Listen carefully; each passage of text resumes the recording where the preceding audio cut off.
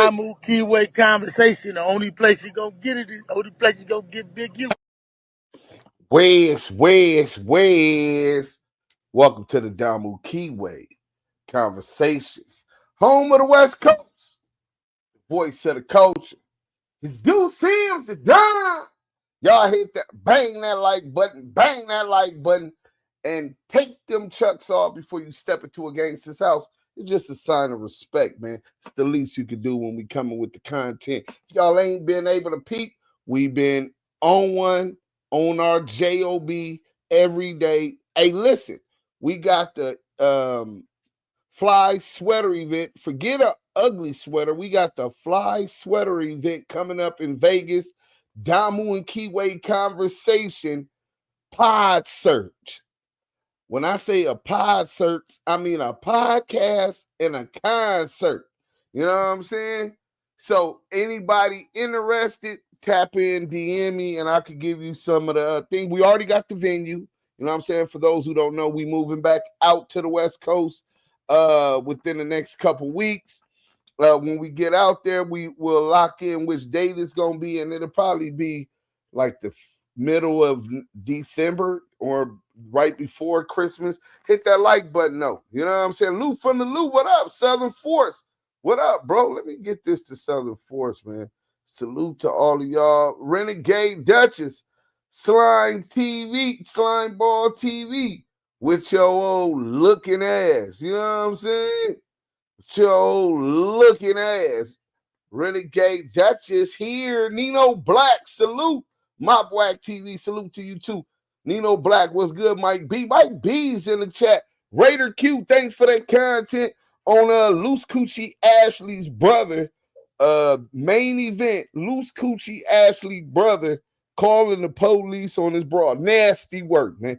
We got the actual video, man. Go check that out. Salute Duse Sims to Don. Salute to the Wrench Gang and the chat family. Salute Drew V. 1810. Duse Sims to Don, the Damu Kiwe fam, and everybody in the chat. Man, salute to the chat. The chat's where it's at. Shout out to the Blue Wrench Mob. Always on their job. Well, not yesterday. Yesterday, it was only my boy Baby Dig was the only one in the chat. How come Miss Lisa don't got no what you call it? I'm gonna make you a moderator, Julie and Miss Lisa. I don't know why y'all ain't no moderators. What's shaking, everybody? Cooking, but listen, hey, what you over there cooking, girl? Shit. You know, we gets hungry in these parts, you know what I'm saying? We gets hungry in these parts, you know what I'm saying? Salute. Raider Q, Miss Lisa, what's shaking? The Jamaican Biggie. I had to do it, LOL. Okay, so y'all, who ain't June, bro? Salute. So look, man, we ran the content earlier. Let me get to it. Was this WACK100’S plan or a crash out? Blueface goes full gang mode. Baby B Brazy, Devil Blood. So this is what we on today. We finna get to it. Hold on. I'm gonna show y'all how goofy this weirdo is, right? Straight goofball, right? So I got the content from earlier for those who haven't seen it.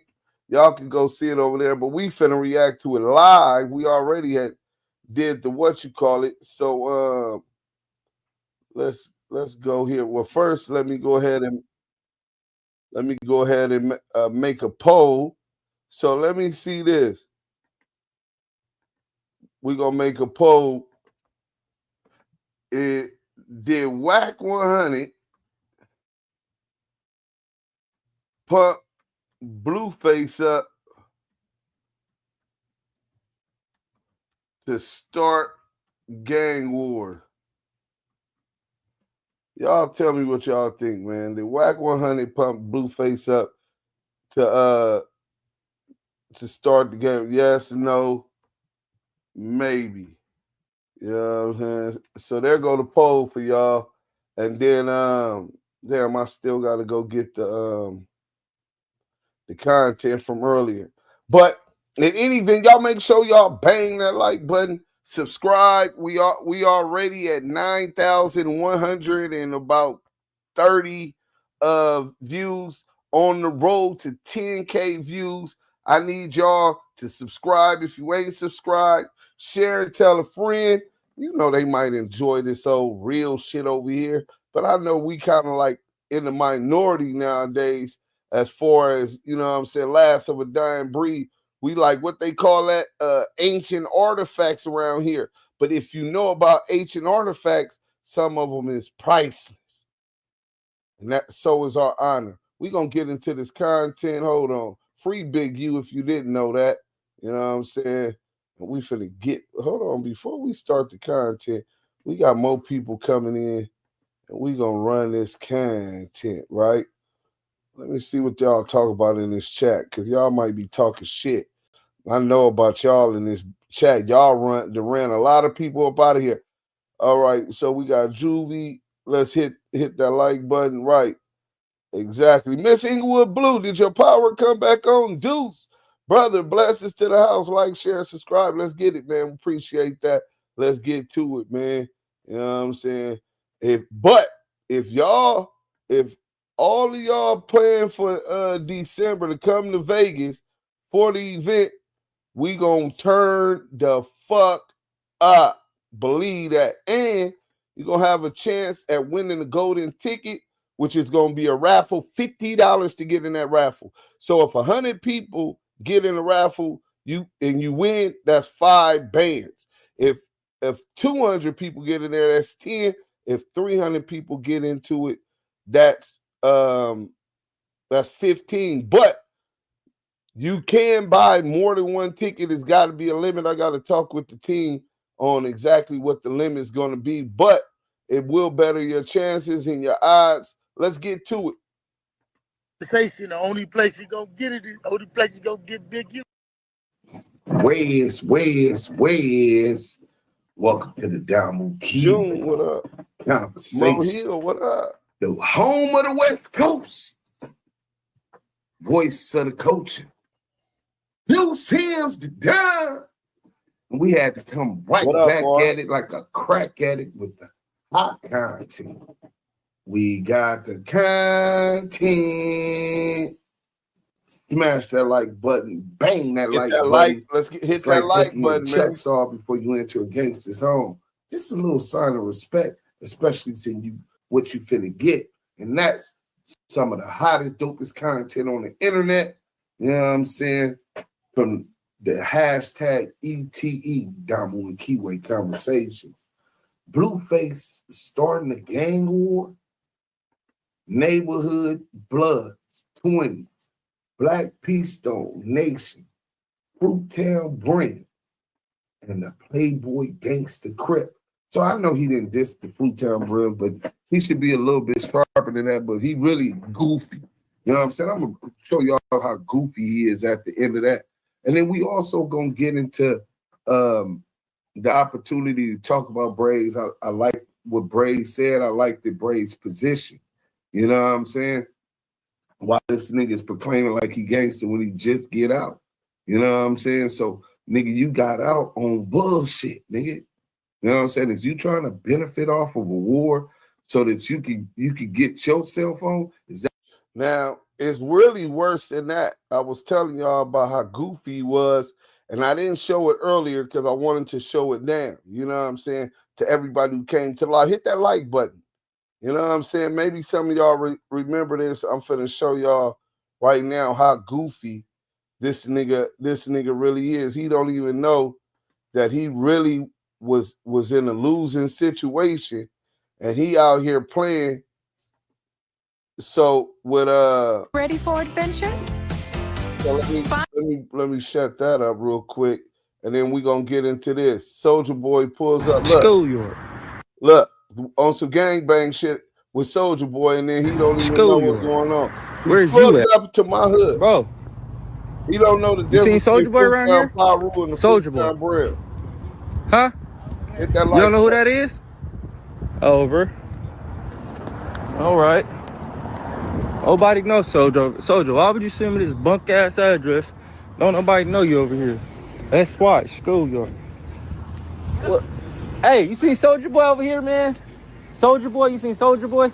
Who? Soldier Boy. Soldier Boy? Soldier Boy. Nah, He said he from over here. Who? Soldier Boy. I don't know no Soldier Boy. You know that man? Soldier. I'm right here, cuz. Where you at?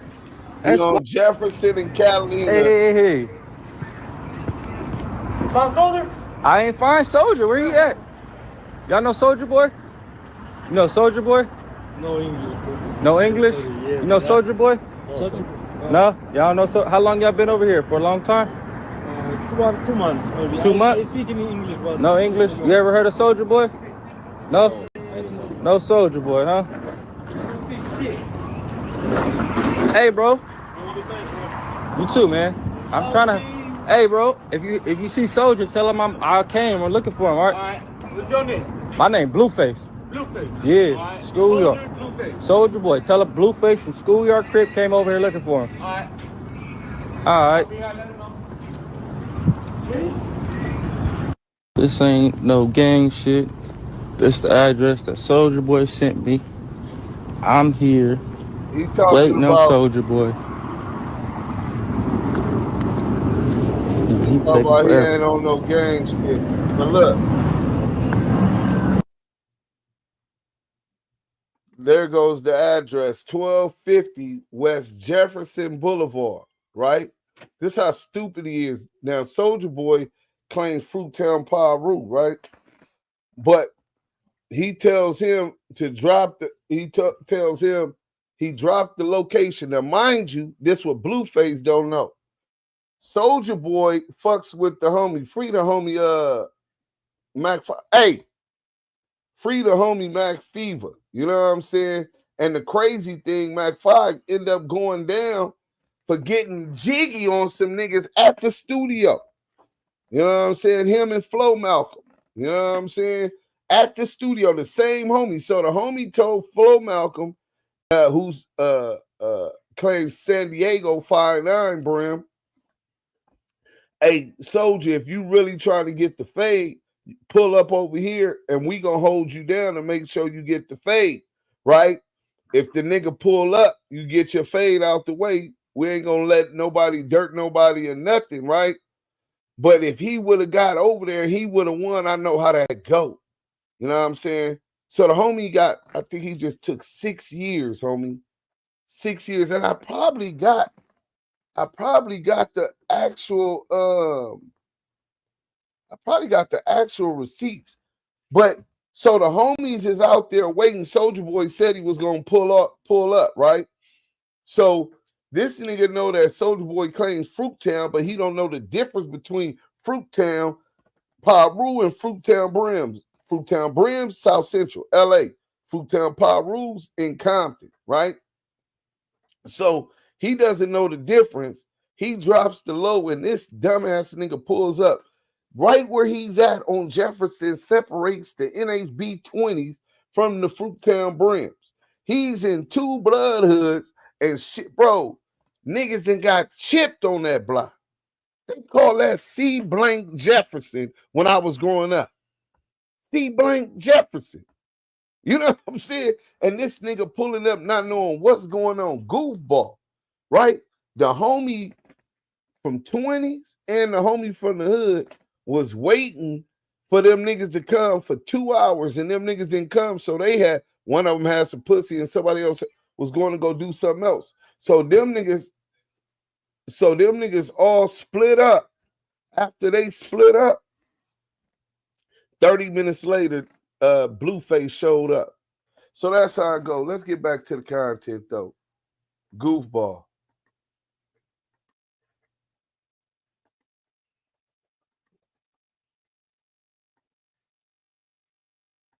Is that what's going on? Because you got money on the table, and the cold thing about it, you and your dumbass lawyer don't even know how to handle the business right. Facts. But in any event, we're going to go ahead and first show y'all, we're going to get right into the content. Let's go like this real quick. So, Blueface just get out for those who's been living up under a rock or those who really just don't really keep up with what's going on. after doing state prison time, paroled from a 50-50 yard. A 50-50 yard is like a dropout yard. It means 50% of the yard is general population. The other 50% of the yard is protective custody, and they mix them together, part of CDCR's interlinealization of the state penitentiary, the state prisons, and it's like that everywhere except the level 4s, 180s.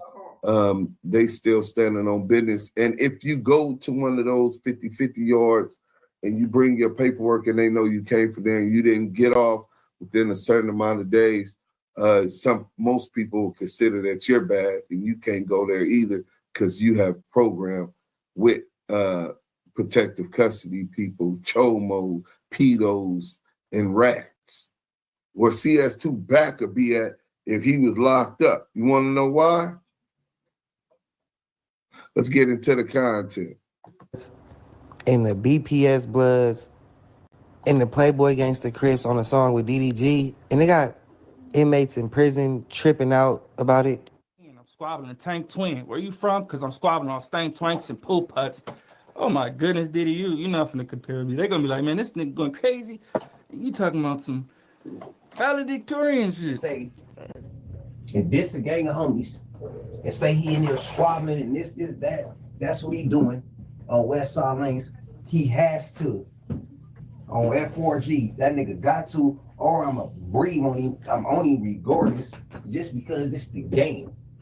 Look, he has to bounce on here and say who he talking about, who he get in with. GM. Blueface gotta bounce on here on Lanes because he just jumped on that live and popped it on some homies and said, and this 20s, this Blackstone, this all that on Lanes, if you came to jail, you went high power gang, and you and went to the pen, you went PC, all type shit. So I seen another person say, hey, where you was at before you went to that yard. Again, you have to get on there and say that. Ain't no hate, it ain't nothing, it's all good in the hood. Happy a month. That's happy people go home. Jesus Christ. But with gang members, if he was a regular person, it'd be good. With gang members, dead homies, facts. Especially from the land, you ain't getting away with lying. Man, he don't even know. Squabbling a tank twin. Where you from? Because I'm squabbling on stank twanks and pool putts. Oh my goodness, Diddy, you're not finna compare me. They're gonna be like, man, this nigga going crazy. Now look at him on some. Now that is B Brazy right here. He's on the left. So what he talking about when he says stains, that's a disrespectful epithet to disrespect the Black P Stones. That's the Jungle Stone Bloods, JSB, and the CSB, City Stone Bloods, Biddies, blood from Biddy Stones. You know what I'm saying? Which is some very active. Shout out to the 28th on the west side, part of that Brim card. Also, Street. Shout out to the Fruit Harvard Nets and the BPAs. So FHNH BPS is kind of like very close on how they function, how they move, the enemies they share, etc. So him dissing them, and then he also dissed the NHB 20 Bloods. So he understands how close they is. He might as well. And then he dissed the Playboy Gangsta Crip. I ain't on here to speak on how they doing it. You gonna see old boy reaction, Stad or whateber. I thought he said he didn't bang no more. This shit is confusing. 2025 is confused gang banging online on the net. So it's not even gang banging. It's confused gang members on the line. This is crazy. 4 yard for like a triple murder or double murder on some Hoover members. He is from Denver Lane Bloods, and he not feeling the fact that Blueface was dissing people from 20s, from BPS, you know, homies of his, Bloods. So he calling cap. He saying Blueface is on PC yards. Blueface went high power in the county, meaning he used his celebrity status to go to like not a PC, but like a. He's saying that in the county he went to high power, but we know for a fact that I talked to Blueface the night before he paroled. So that morning he was paroling. I talked to him the night before. He was the homie was I was on the phone with one of the homies. The nigga was not on that, bro. So as soon as he get out of jail, he jump on this coward shit like it's a new agenda, bro. But he definitely paroled from a 50-50 yard. That's a fact. Let's go. A certain level where you have no conflict, where they He went to high security, they said, in the county. I don't know if this is true. This is what Baby Brazy is saying. And we're going to get into who Baby Brazy is a little bit more of those who don't know. You know what I'm saying? And it seems like Blueface is trying to start a gang war because now you even got Bloods. Shout out to the Lanes. Shout out to the families. It's the West Side Bloods really function together. See, WACK was never a part of none of that. He wasn't at them tables. Dead homies he wasn't. You know what I'm saying? Go back to the Valley or go to Hollywood or go over in the 60s or something, you know what I'm saying, where they'll keep him in the mix. He was out of the mix. That's why he didn't even know what FHN was when I first met him. But Baby Brazy, like you say, got life, I think, I don't know how much time he got, but a life sentence, allegedly. And he's standing on it because, nigga, this blood. You know what I'm saying? In the county, nigga disrespect some of the homies. Nigga, like, well, nigga, I'm from 20. Nigga, I'm from Blackstone in. Nigga, fuck, nigga, we gotta get in. Nigga, I need that. You know what I'm saying? And that's the press that Baby B Brazy is doing right now on Blueface. And not only just from a gang standpoint, now they're getting to critique his gangsterism as a whole. Hold on. Nigga, you ain't who you got in with. You went to high power. Now I'ma really flame him up because I know one of the homies he got in with, I think there was a reception. A New York homie, the homie Lean Brim, knocked blood out. Hold on. I'm finna try to call him right now and see what, because I remember when the homies told me about it, and then Lean told me. I know Lean got packed out in the county by the neighborhood Crip. Let me see, man. Lean is a Brim homie from New York. 5'9" Brim. Nigga, salute to the homie Lean. You know what I'm saying? Let me see. I think it say New Lean Brim. Let me see. The person you are calling cannot accept. So maybe it's not that one. You know what I'm saying?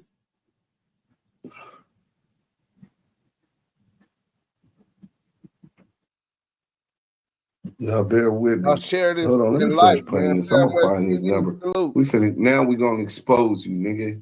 Hashtag ETE, nigga. protect you because you are, you know, important. Now, I just want to note that Krishan's other boyfriend, you know, like the new boyfriend she just had last week, he's from BPS.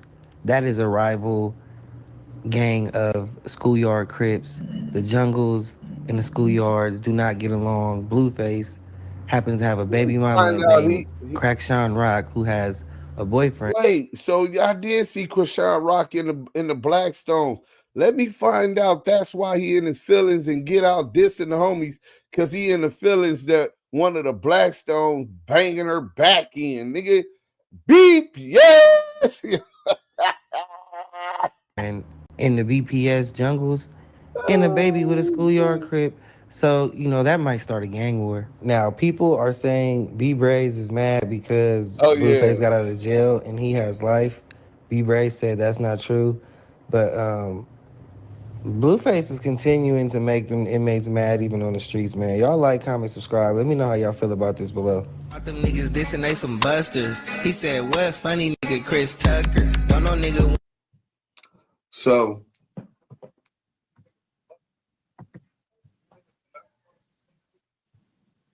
yeah, don't nobody want to be seen with the Crip cop, bro. Niggas is gonna start tripping. You know what I'm saying? So let me show y'all this little thing real quick and bring y'all all the way up, because now it hit, I think, LA Hood Media, and it looked like the problem is going to continue to The spread, you don't just do that type of shit without Not from being the set, smart. bitch, get out the section. Crips in the room, bitch, make some room. Cold game, Watch your tone, I'ma Blueface, slide, call that's on out for bone. DP Follow to the foreign, by you his the die, own go home. homies. That's what I thought, bitch, you thought. You never heard of Blueface, you not from the block. What's a beef to a chop? Nigga, fuck a stock, I'ma stick with the mop. Antics, crazy.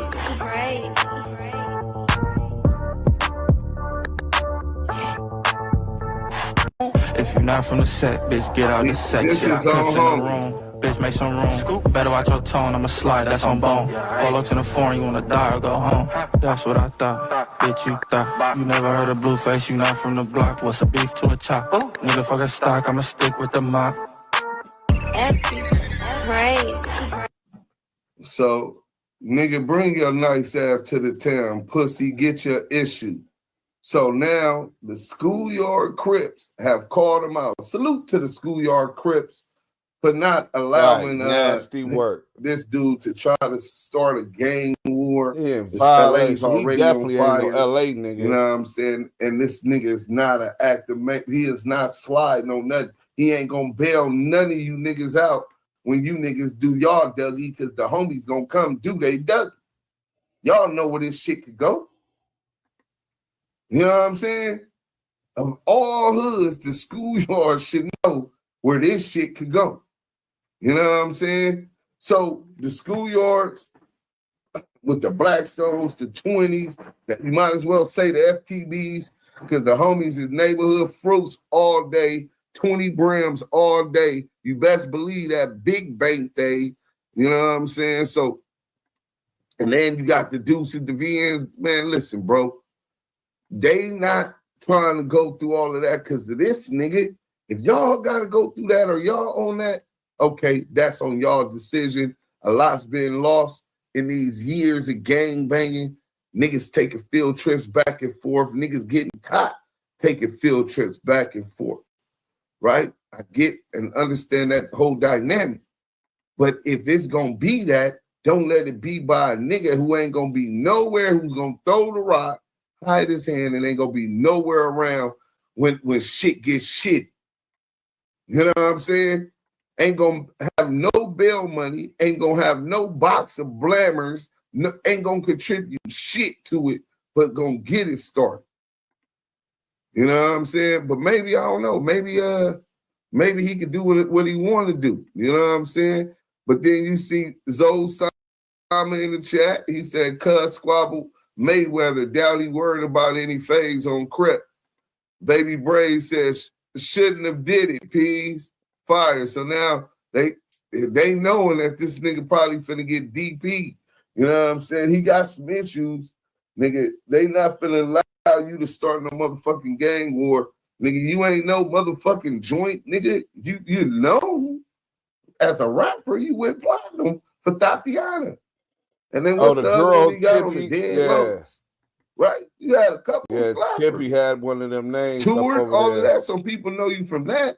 And the reality show, niggas don't know you from knocking nothing down over there, nigga. You wasn't no full-fledged active gangbanger at no point in your life. You know what I'm saying? So let's go to the next one, man. Let's go to the next one. Oh, hold on, wrong shit. Let's go back.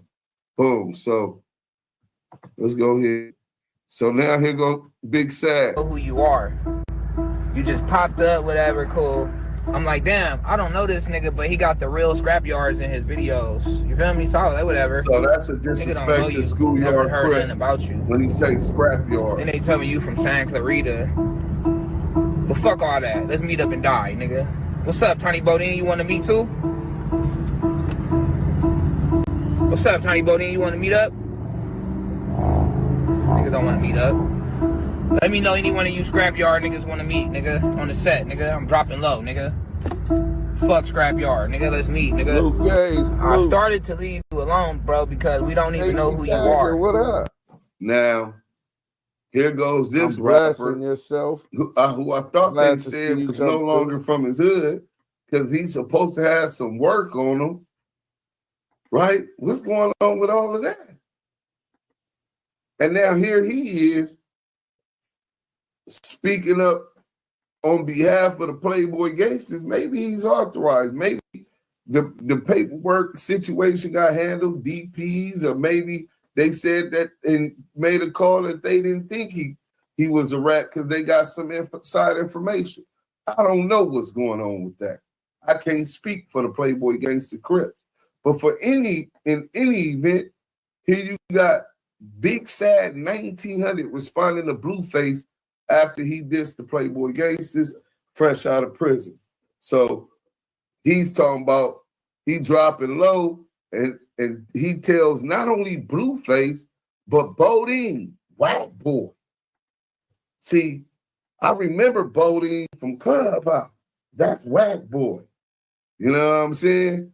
So, yeah, man, I don't know. Hey, Bodine, I hear you supposed to be a joint over there, but I don't know if you can stop the rain. Because the niggas ain't finna allow a nigga that's viral like that nigga to be disrespecting they set and it don't be no repercussions. Y'all got a Tekashi 6ix9ine on y'all hand? You know what I'm saying? Because I mean, I'm hearing something. I don't know if it's true. Was that essay? Blueface supposed to make statements on the essay that tried saying that he tried to rob him. And he got cracking on him out in Vegas. I ain't seen the work though. But now he's starting the gang war. I don't know. Is y'all working with the federal task force hit that like to button. amp this shit up and put LA on flame more so y'all can get some more indictments? Are the Playboy gangsters under investigation? Is the schoolyards under investigation? Is the Blackstones in the 20s under investigation for RICOs? I don't know. Why would you get out of jail from a 50-50 don't yard get them hoods involved and then do this? And then you got Big Sad 1900. Y'all tell me in the chat, is Big Sad a rat? Is Big Sad still good in his hood? And is he authorized to speak up on the Playboy gangsters and for the Playboy gangsters, or is he just speaking for himself? Y'all let me know, because I might not be up on it like y'all is. Let's go. So then you got Petty P, Big Sad responds to Blueface after he dissed his section fresh out of prison. And then you got Krishan Rock eating licking toes. Here go Baby Brazy again. On lanes because he just jumped on that live and popped it on some homies and said, and this 20s, this Blackstone, this all that on lanes, then you came to jail, you went high power gang, and you and went to the pen, you went PC, all type of shit. So I seen another person say, hey, where you was at before you went to that yard? Again, you have to get on there and say that. Ain't no hate, it ain't nothing, it's all good in the hood. Happy a month. That's happy people go home. Jesus Christ. But with gang members, if he was a regular person, it'd be good. With gang members, dead homies, especially from the land, you ain't getting away with lying.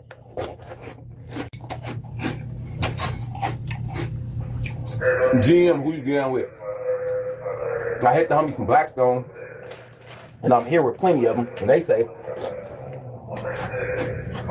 GM, Blueface gotta bounce on here. On first day in, I'm squabbling a Tank Twin. Where you from? Yeah, And we fucking up the streets, yeah, no construction. Make these hoes late, cause I'ma stick to money. On face shots, yeah, boy, that's where we aiming. Loud mouth fast, nigga should've bought mother bitch don't like rabbits, but her wrist don't care. Now you know where I'm from, shit get ugly in seconds. Hundreds on hundreds, that stuffed in my pocket. Boy, you better quit playing, we gon' come through and shred school. If you not from the set, bitch, get out the section. Crips in the room, bitch, make some room. So we're going to go ahead and get into, I'm going to find that other video. We're going to get into who Baby B Brazy is. Y'all hit that like button if y'all ain't already did it. Sub if you ain't already did that. Now we finna get straight to it. We're going to get into Baby B Brazy. And then I'm gonna end it and tell y'all why this nigga is a goofy. You know what I'm saying? The blood who got put on by his mom. told y'all this is like a rite of passage in our shit. 50-something years of legacy. Shout out to the LA Lane. Cold out in Mira. Quiet enough to hear the hum of streetlights before everything broke loose. 1 second it was car engines and chatter. The next, it was screams and gunfire cutting through the dark.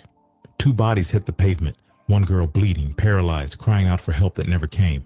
They said the shooter told the crowd, "I'm not scared to die," before stepping into the smoke. Nobody laughed that night. The street didn't forget his words, but this story didn't start there. Long before that gunfire, he was just a kid from 109th Street, a blood raised by a blood, and the hood already had plans for him. DeAndre L. Bonner came into the world on February 15, 1991, right in the middle of South Central Los Angeles, where gang politics were as normal as Sunday dinners. His block sat near 109th and Figueroa, deep in Denver Lane blood territory, a small gang politics are just like family dinner every single day. This is in your household. My dad from the set. Uncles from the set. It's different, bro. You know what I'm saying? Your Mr. Nonchalant, you already know. You look up to your dad, you're going to end up seeing about what being a fireman is about, and you might like and aspire to be just like your daddy. Stretch of streets that had seen generations live and die just like over red flags and pride. The people around him didn't talk about escaping the hood. They talked about surviving inside it. By the time he could ride a bike, he already knew which corners belonged to who and which colors could get you pressed. There was never a man at home to teach him how to be one. Only older homies and a mother who already knew what gang life looked like. His mom wasn't a stranger to that world. Also, to all the parents that's in the land, that'd be the family tree. Facts. If you, as a father, specifically the fathers, if you don't teach your son how to be a man inside that household, the streets is going to teach him how to be a man on them streets. If you don't teach your kid and you're not there for your kids like me, like the mistake I made, not being there for my son. Thank God he didn't become a gangbanger, that he didn't start selling drugs or any other criminal behavior. Good kid. I'm fortunate. Thanks to my baby mama. Salute to my ex-wife, Keisha. But if you don't teach your son how to be a man in that household, then the streets are going to be the ones that teach him what being a man is. People said she was respected, connected, maybe even a little feared. She wasn't just watching her son grow up in it. She was part of it. In their neighborhood, the line between family and gang blurred so much that it disappeared. When people said family, sometimes they meant the set. By the time DeAndre turned 12, the Denver Lanes were already family to him. Older members saw something in the skinny kid who didn't talk much but always paid attention. He didn't need to be told the rules because he'd been soaking them up his whole life. When he got put on, it wasn't some quiet thing. It happened right there in the backyard, surrounded by men who had already earned their names in the streets. His mom stood there too, watching, nodding her head while her son took punches that would have broken other kids. She didn't stop it. She approved it. That day, the streets took him fully. Getting put on by your mom is rare, even in LA gang culture. Most mothers cry and beg their sons to stay out of it, but DeAndre's mom believed it was better he belonged somewhere than walk around as a target with no backing. She wanted him protected, even if that protection came with a price. After that day, he wasn't just DeAndre anymore. He was Lil Active, the little homie who stayed ready, who never backed down. Got a homegirl from Swines tell me they know the Denver Lane Bloods weren't a massive set, but they were hot girl, solid, and surrounded by enemies. Their main beef was with the Hoovers, a feud older than most of the kids fighting in it. Every corner of 109th carried history. Every block had a story of someone lost. To DeAndre, that wasn't fear. It was motivation. Being from DLB meant he carried weight, and at 12 years old, he wanted that more than anything. He started hanging around the older homies, running small errands, keeping lookout, learning the rhythm of the hood. It wasn't about money yet. It was about proving yourself. He watched how older gangsters carried themselves, how they spoke, how they moved when police rolled up, how they never looked nervous. He learned quick that silence could save your life, and that being too loud could take it. People in the neighborhood started noticing how serious the kid was. He didn't smile much, didn't brag, didn't front. Some said he was just quiet. Others said he was already thinking like a soldier. Around that time, someone gave him a small pistol just to hold, telling him he might need it someday. He took it like it was a trophy, not realizing it was the first step toward a life he wouldn't be able to leave behind. Home wasn't peaceful either. His mom did what she could, but their world revolved around the hood. Friends came and went, some to jail, some to graves. Every candlelight memorial on the block was a lesson. DeAndre grew up knowing exactly what could happen, but he still leaned in closer instead of stepping back. In neighborhoods like that, walking away sometimes looked weaker than dying for respect. By the time he got to middle school, he already understood gang politics better than adults did. He knew who the Hoovers were, knew which streets to avoid, and which corners you could post on without catching heat. His name started floating around because he moved like someone older. Damu, Kiwe, conversations. Let's get up out of here. Get back to the content. Older homies like that, they'd say, Lil active really with it. And for a kid who never had much, that kind of respect was everything. There wasn't much else for him to chase. School didn't hold his attention. Teachers couldn't talk him out of the life because he didn't see any other one. He'd seen kids with good grades still get hit by stray bullets. He'd seen families lose sons who weren't even banging. In his eyes, there was no safe route, only sides, and he'd already chosen his. By 13, he was carrying himself like a grown man, though everyone still called him the Lil Homie. His mother kept her distance, but deep down she was proud that her boy was holding his own. She'd tell people he was strong, that he wasn't scared of nothing. That pride would follow him all the way until the headlines, years later, when the same boy from her backyard would turn into one of the most feared names on the South Side. But back then, he was just a kid trying to earn his spot in a world that didn't give second chances. By middle school, he already spoke fluent gang politics, and the streets had already started writing his story for him. Growing up on 109th Street was like walking through a maze where every corner had its own story and every wall had its own warning. The place sat right inside Vermont Vista, south of Manchester Avenue and west of Broadway, surrounded by sets that had been feuding since the mid-'80s. To outsiders, it looked like a regular Los Angeles neighborhood with small houses and palm trees, but anyone from there knew that every block line meant something deeper. The Denver Lane Bloods held down most of 109, keeping their red flags close and their enemies even closer. Up north and east, the 92, 94, and 112 Hoovers kept their hold tight, watching every move from their side. To the south sat the 120 Raymond Crips, who had their own history with the Lanes. The borders between these sets weren't written on paper. They were written in blood, fights, and drive-bys that stretched across decades.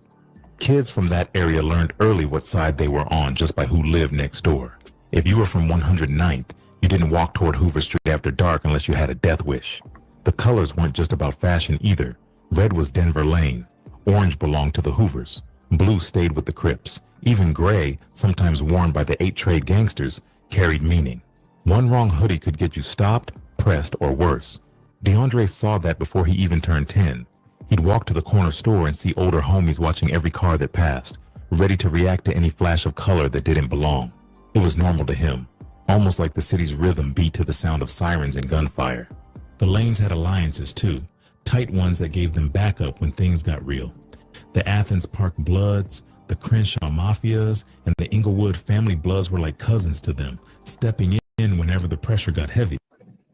Ain't a damn thing changed off your Antics Lane. Shout out to the AMs, the Antics Millers. Shout out to the Crenshaw Mafiosos. Shout out to the IMs. 9277 Border Rats. You know what I'm saying? Let's go. But yeah, they telling you about how close these gangs function. These really function. Them is still the homies. Niggas see them at functions and stuff also. Especially big Damu functions when I was younger, you know what I'm saying? But that's where I met Bone. But I used to go to the Crenshaw Mafia, to the bottoms with Spider. VIP to the homie Spider. Yeah, if y'all don't know who Spider, coming with the new twist and bow shit for the riders. And if you don't know me, call me YG Spider, homicidal from the wild, wild west side. Crystal Mafia gangster. No, I ain't the. I bank it much faster than Swift. Psycho ass terrorist. Best beware of this. Young sick ass G. And that be me from the 10th Street by the close swap meet. Off century. Rest I don't in know peace, about nigga, that. to the bro. Watch But niggas are the braziest. shout out to him, and I'm named after Big Eminem from IS. Inglewood family bloods. I got a real blood name. Eminem is a blood name. You know what I'm saying? He was a straight gangster. He used to hang in the Fruit Town, and he got to that bag. Rest in peace to him. So the intertwining and inner alignment, and I'm big Eminem at that. And from Fruit Town Brim, the alignment of and relationships built over centuries of families mating, niggas fucking they homegirls. You know what I'm saying? Niggas related to niggas from their hood. You know what I'm saying? But specifically for the LA Lanes and their allies, close allies is the Antics Parks and the Crenshaw Mafias. And then the Antics Park, when you say Antics Park, then you got to say the Miller Gangster Blood. And you also got to give it up for the Village Town Pirus because they're close. So all of these different hoods are intertwined and got love for and are allies of each other. Let's go. These alliances weren't based on paper agreements. With very few beefs. You know what I'm saying? But on shared wars and the same enemies. When a Hoover hit a lane, other blood sets felt it too. That's how thick the politics ran in South Central. DeAndre started to understand all that before he even hit high school. He'd see RIP shirts getting printed at the swap meet for boys who weren't much older than him. Here's how to get high when you're not 22 anymore. Let's be real. The days of sketchy dealers hit that like button. Bang past that candlelight vigils at night, hearing mothers cry for sons who never made it past 17.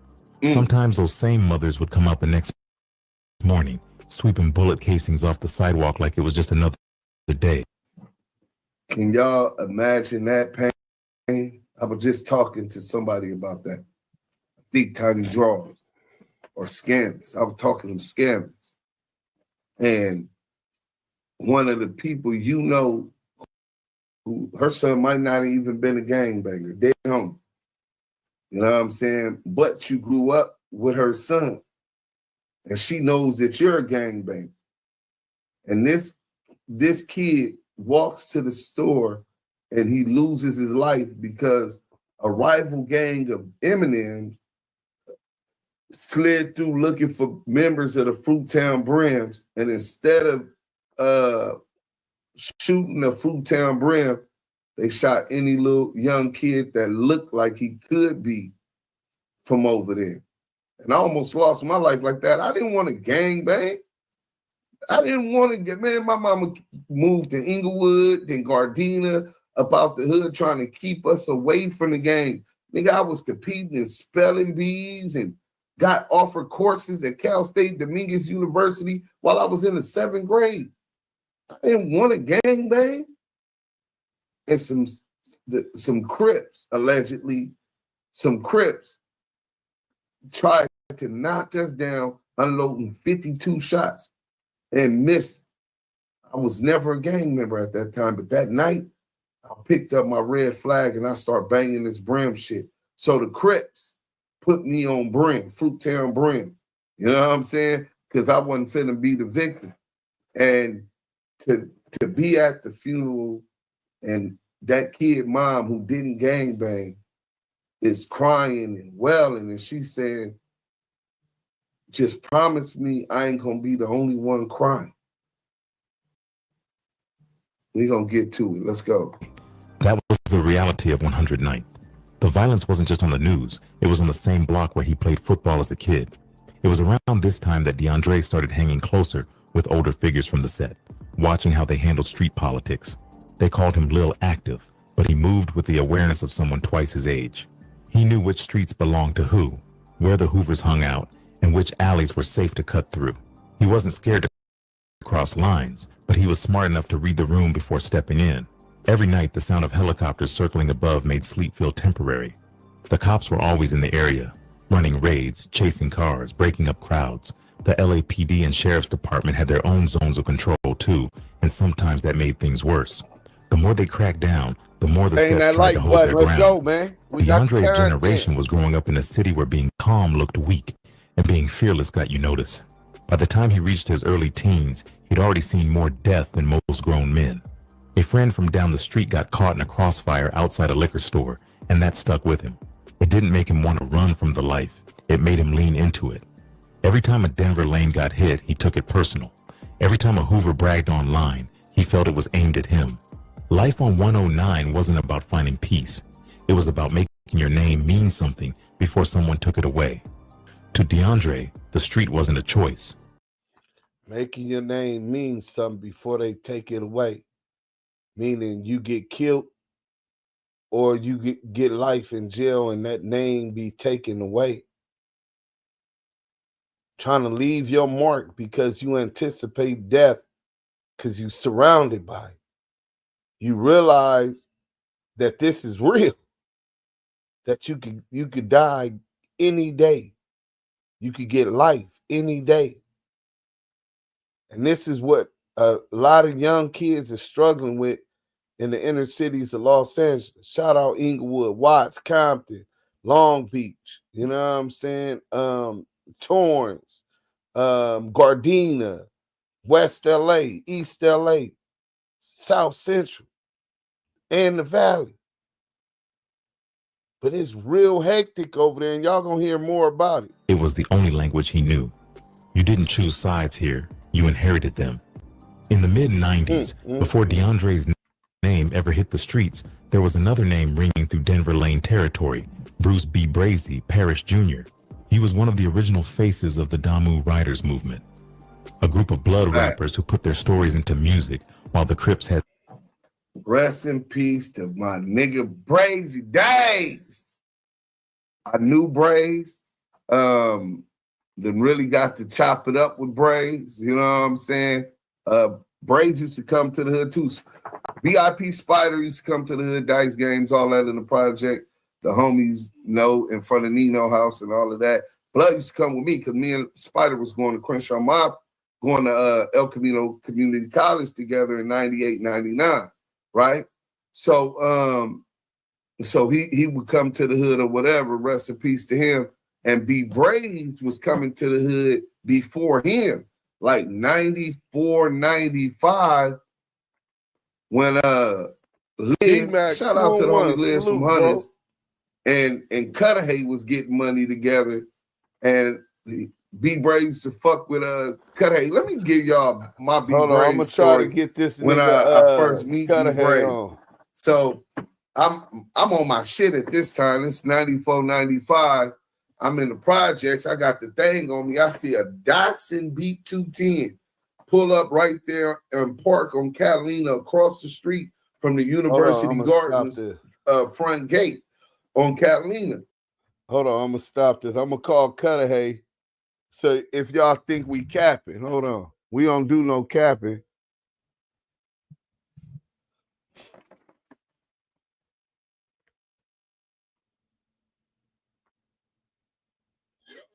What's up? What's up with you, brother? How you doing, brother? God bless you, brother.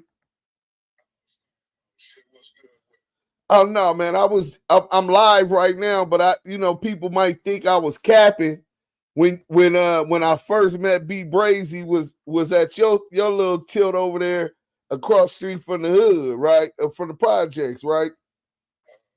He used to come over there and fuck with your boy. What was your boy name? From Lanes? Liz, right? Right. Yeah, you remember him coming over there a couple times? Yeah.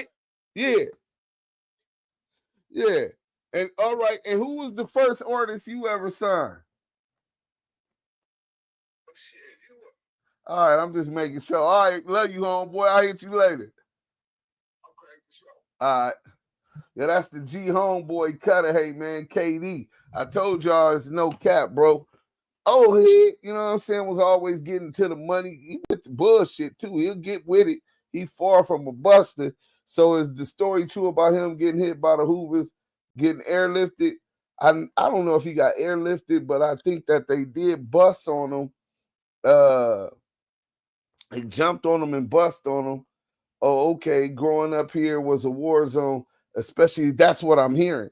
Being I wasn't there, especially being a female. My OG pops taught me and my siblings what to look out for. Love to all that was innocent, catching strays. Man, that is the saddest thing, man. And if you pay attention, after the 80s drive-bys, I remember almost every nigga from Fruittown Brim had been shot, even to now, you know what I'm saying? But in that generation, you know what I'm saying, that was surviving the 80s, they were being shot, but they were surviving. Niggas was doing drive-bys and shit.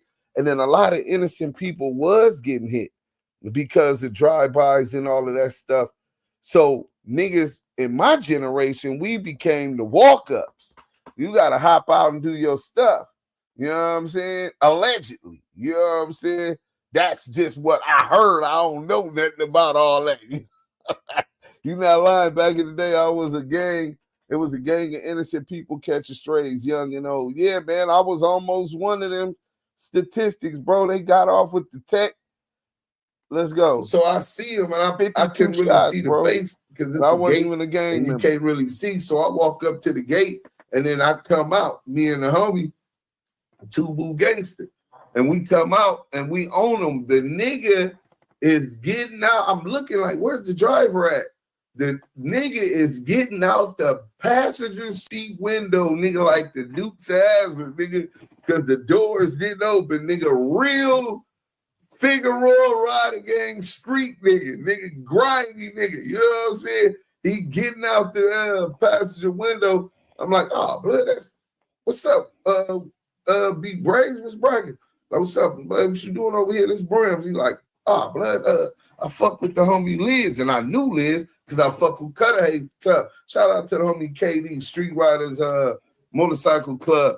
KD was the president of Street Riders Motorcycle Club. But anyway, that's the first person who signed me to a record deal. You know what I'm saying? No Cutter cap, KD. bro. So I knew Liz, and I knew he was going there. So they went up in there, and they making their money, playing the game or whatever.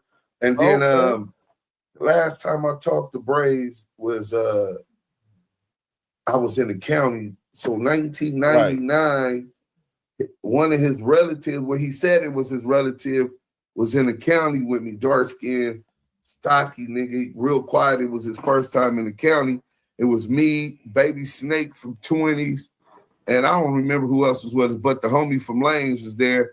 And I was like, yeah, blood, what's up with Brazy? And he was like, oh, blood, that's my relative. And he called him, and Brazy was like, yeah, blood, my relative. Hey, this is first time in the bounty. Look out for him. I said, on B gang, ain't no look out for. Nigga, ain't nothing finna happen to blood. As long as he willing to take his phase, nigga, blood ain't finna get done without me getting done with him. You know what I'm saying? And he was like, for sure that. But we had baby Snake from NHB, a cold lefty with knockout. We was smooth, but niggas wasn't even tripping off that. Baby Drac from Baby Drac, Lowlife from Rock Crip was in there with me, and Al dead homies. Not so Al I first met them, and so we left that module and went to the 2600 day room where we ended up kicking off 2600 rides, stabbing up the essay. That was legendary. But back to what I was saying, that was my B Brazy story. That's the last time I talked to him, and that was the first time I met him. Let's go. Snoop and C Murder repping their side. B Brazy was young, flashy, and proud of being from Denver Lane. His songs mixed neighborhood pride with real-life pain, and his charisma made him a legend among blood sets across Los Angeles. The Damu Riders era gave the Bloods a voice during a time when Crip culture dominated hip-hop. Their music videos showed faces people recognized from the block, not polished studio stars. For the Denver Lanes, B Brazy was more than a rapper. He was proof that someone from the red side could make it big without switching up. Kids on 109th looked up to him like he was family, and young DeAndre was one of them. Then came 2003, when the news hit that Bruce Parrish Jr. had been shot and killed. It happened after an argument that turned deadly in Inglewood. The man who made Damu Riders a street anthem was gone before he hit 30. For the Denver Lanes, it felt like losing a general. For DeAndre, Barely 12, it was personal. He took it as a message that the name Brazy wasn't supposed to die with the man who carried it. In the years after, DeAndre started calling himself Baby B Brazy, a move that raised eyebrows even among older homies. It was a big name to carry, especially from someone who hadn't even hit 20 yet, but he said it was out of respect, not ego. To him, it was about keeping the energy alive. He didn't want to copy B Brazy's music style. He wanted to live up to the same loyalty that made people love him. Older members started taking him more seriously around that time. One OG, known around the set as Big Red, started mentoring him. Big Red had done years in prison and understood how to move without getting caught slipping. He taught DeAndre the rules of work, how to plan, when to speak, when to fall back. It wasn't about being wild, it was about being strategic. He told him that real soldiers didn't brag, they let the streets talk for them. Under Big Red's wing, DeAndre learned how reputation spreads faster than rumors. One good move could make your name, and one bad one could ruin it forever. He watched how Big Red handled neighborhood meetings, how he talked to allies from Athens Park, and how he moved carefully around Hoover lines. Those lessons shaped him more than any classroom could. Taking the Brazy name wasn't just about legacy, it came with enemies too. Old rivalries that started before DeAndre was even born came alive again just from him saying that name. The Hoovers had hated B Brazy, and now the kid from 109 who carried that same title became the new target. It didn't scare him, it motivated him. Every time he heard a Hoover name, it hit like a personal challenge. By 17, he was no longer Lil Active. He was Baby B Brazy, a name that carried weight in South Central conversations. People started talking about him like he was next up, not in music, but in the streets. His name showed up on social media posts, tagged in photos where red flags waved behind stolen cars. Cops began recognizing the face too, adding his name to gang databases before he could even legally drink. Well, where we come from, you it's very weird that you add you ain't on gang files before you could drink, before you're 18, bro. Like a late bloomer, if you're 16, 15, 16 is probably average, right? Niggas still gonna look at day one, niggas gonna still look like, nigga use a new booty, nigga. Unless you been around there, but niggas still gonna be like, you jumped off the porch late because some niggas started at 9, 10, 11, 12, 13, 14, you know what I'm saying? But 15, 16 is probably about average 15, 16, you're a late bloomer, right? 17, 18 niggas is looking at you like you Christopher Love boys. You know what I'm saying? You know how many wars could go down during that? We're going to get into those statistics and all of that and make this an educational moment. But let's get back to organizing younger homies, telling them to move smarter, to watch every car that passed, to treat every street corner like it was being watched. He wasn't a loud leader, but people followed him anyway. Something about the way he carried himself made it clear he wasn't pretending. The death of Big Red around 2012 hit him hard. The OG was killed in a shootout near Western Avenue, and that loss cracked something inside DeAndre. The man who taught him patience was gone, and what replaced that patience was anger. From that point forward, he stopped trying to avoid the war and started trying to win it. He wasn't chasing fame, he was chasing revenge. By the time he reached his 20s, Baby B Brazy wasn't just a name on 109th. It was an identity that carried both respect and fear across Los Angeles. To his set, he was a young soldier who held down the lane with pride. To his enemies, he was a walking reminder that Denver Lane never forgot its dead. Every time someone whispered his name, they said it with a mix of respect and caution. What started as a tribute had now become a mission.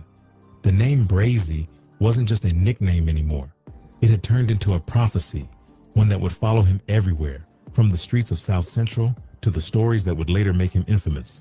He didn't know it yet, but that same name that earned him respect on 109th would also drag him into the kind of violence that only ends two ways, in a cell or a coffin. The story between the Denver Lane Bloods and the Hoovers didn't start with Baby B Brazy.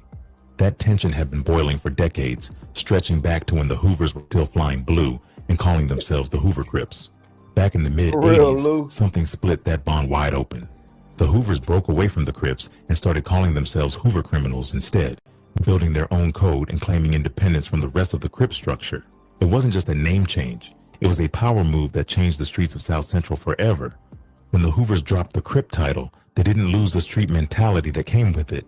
They just took it and rebuilt it into something even colder.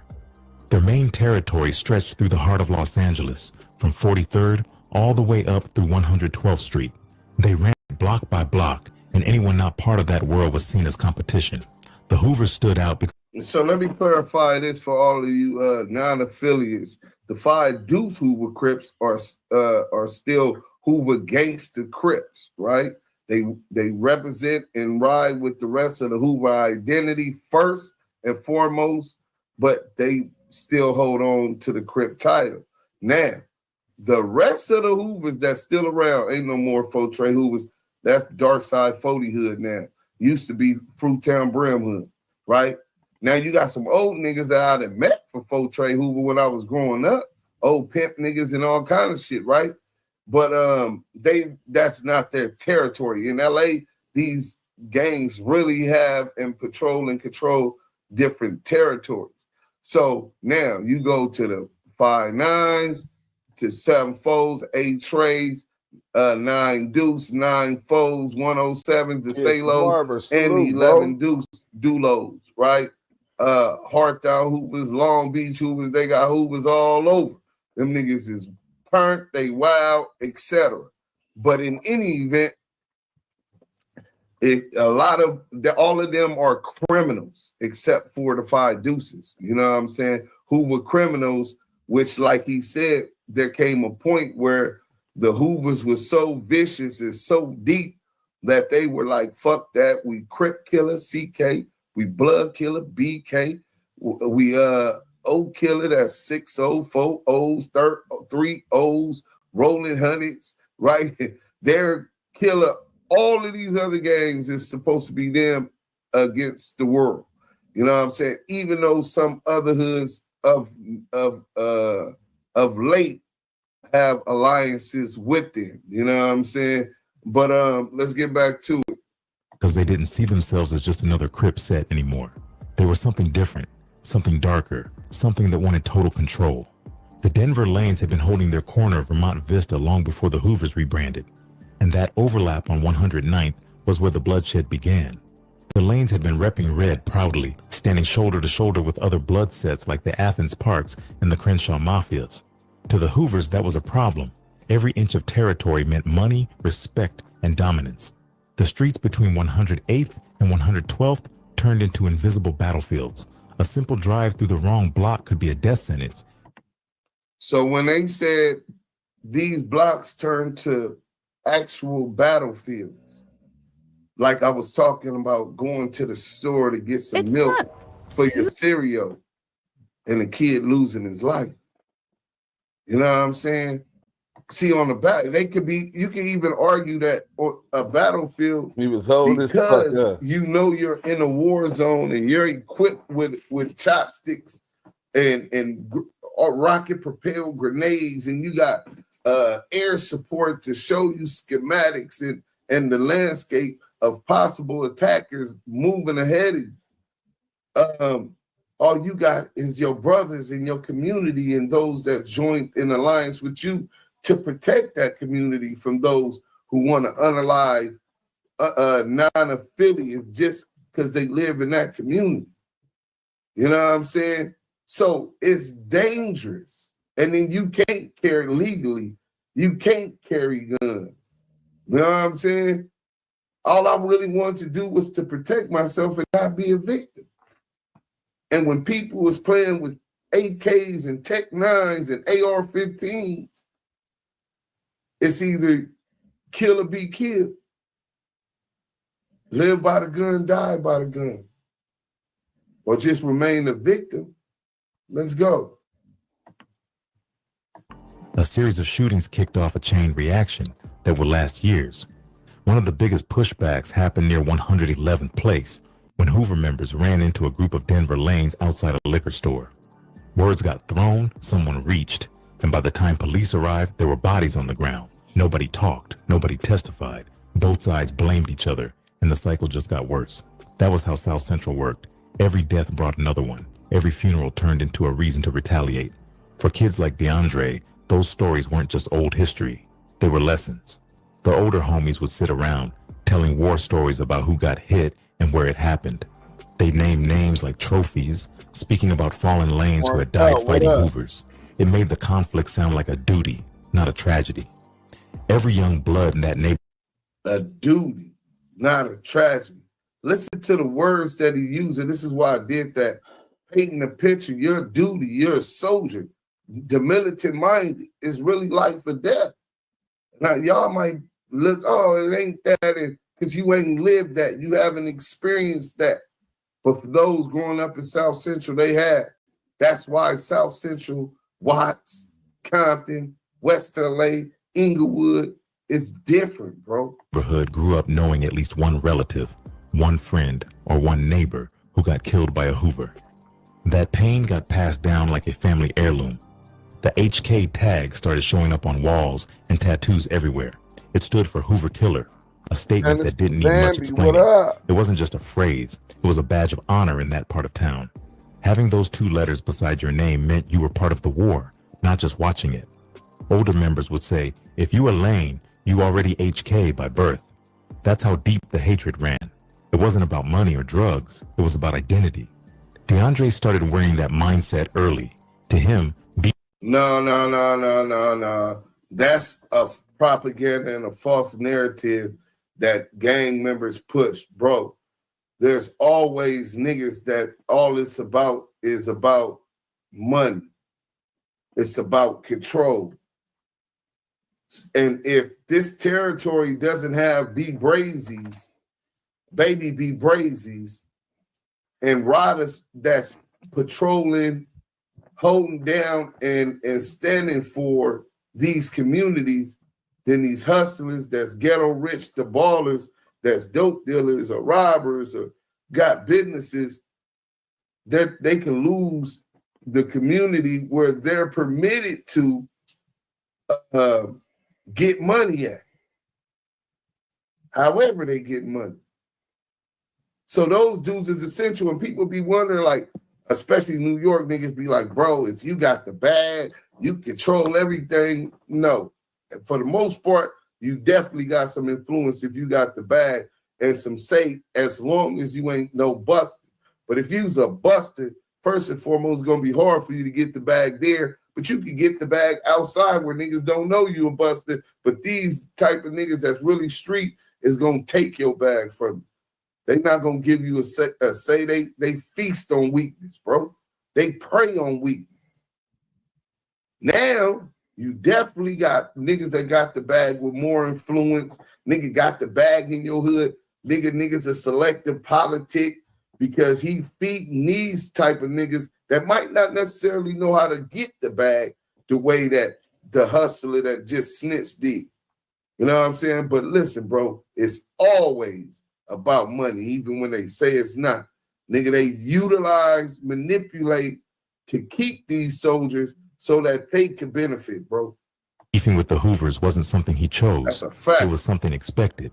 His uncles had done time over it. His cousins had died behind it. The whole neighborhood had grown around that conflict like a scar that never healed. People talked about peace sometimes, but nobody really believed it.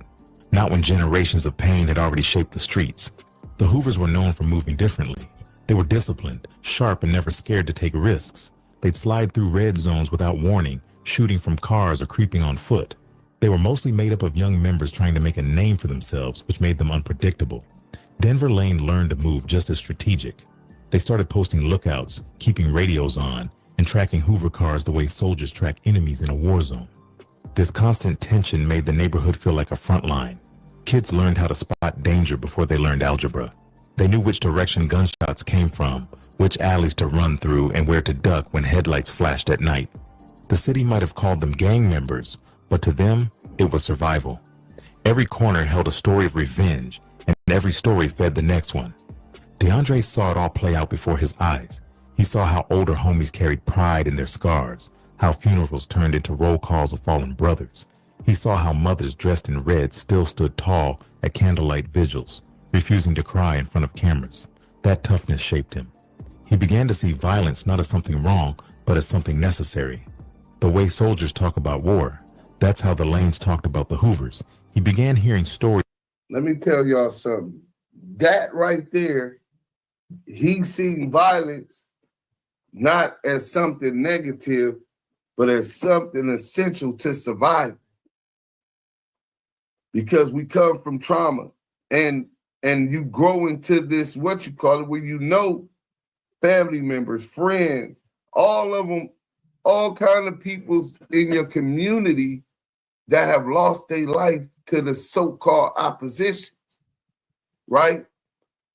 And when you talking about survival, fuck the motherfucking law. They don't give a fuck or ain't here to protect motherfuckers from getting chopped up. In fact, they happy that more niggas is dying.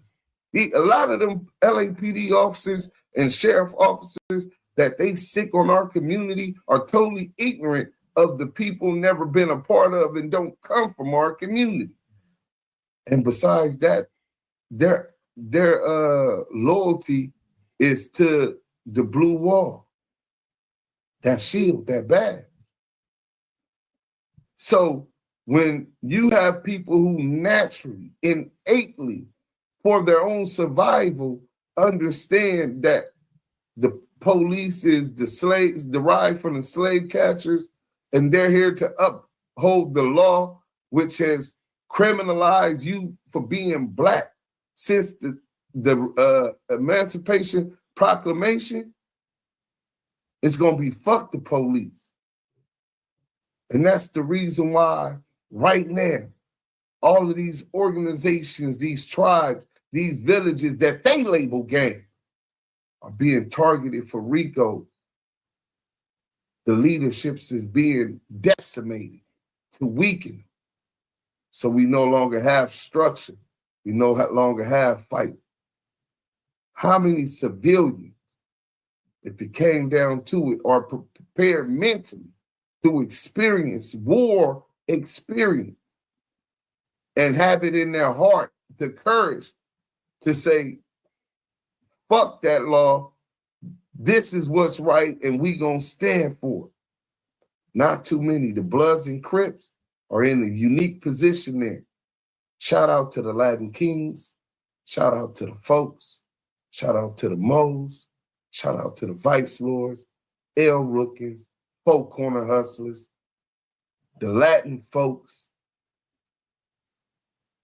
Those are the only ones who have fight left in them. The rest of this population in the United States are just lambs waiting for the slaughter, who've been taught and trained, conditioned to abhor violence and not believe in justifiable murder and or violence. And in that case, you're going to remain lamb waiting for the slaughter. Memphis, the GD Nation, salute Antonio chopping us down all along. Let's get back to the content.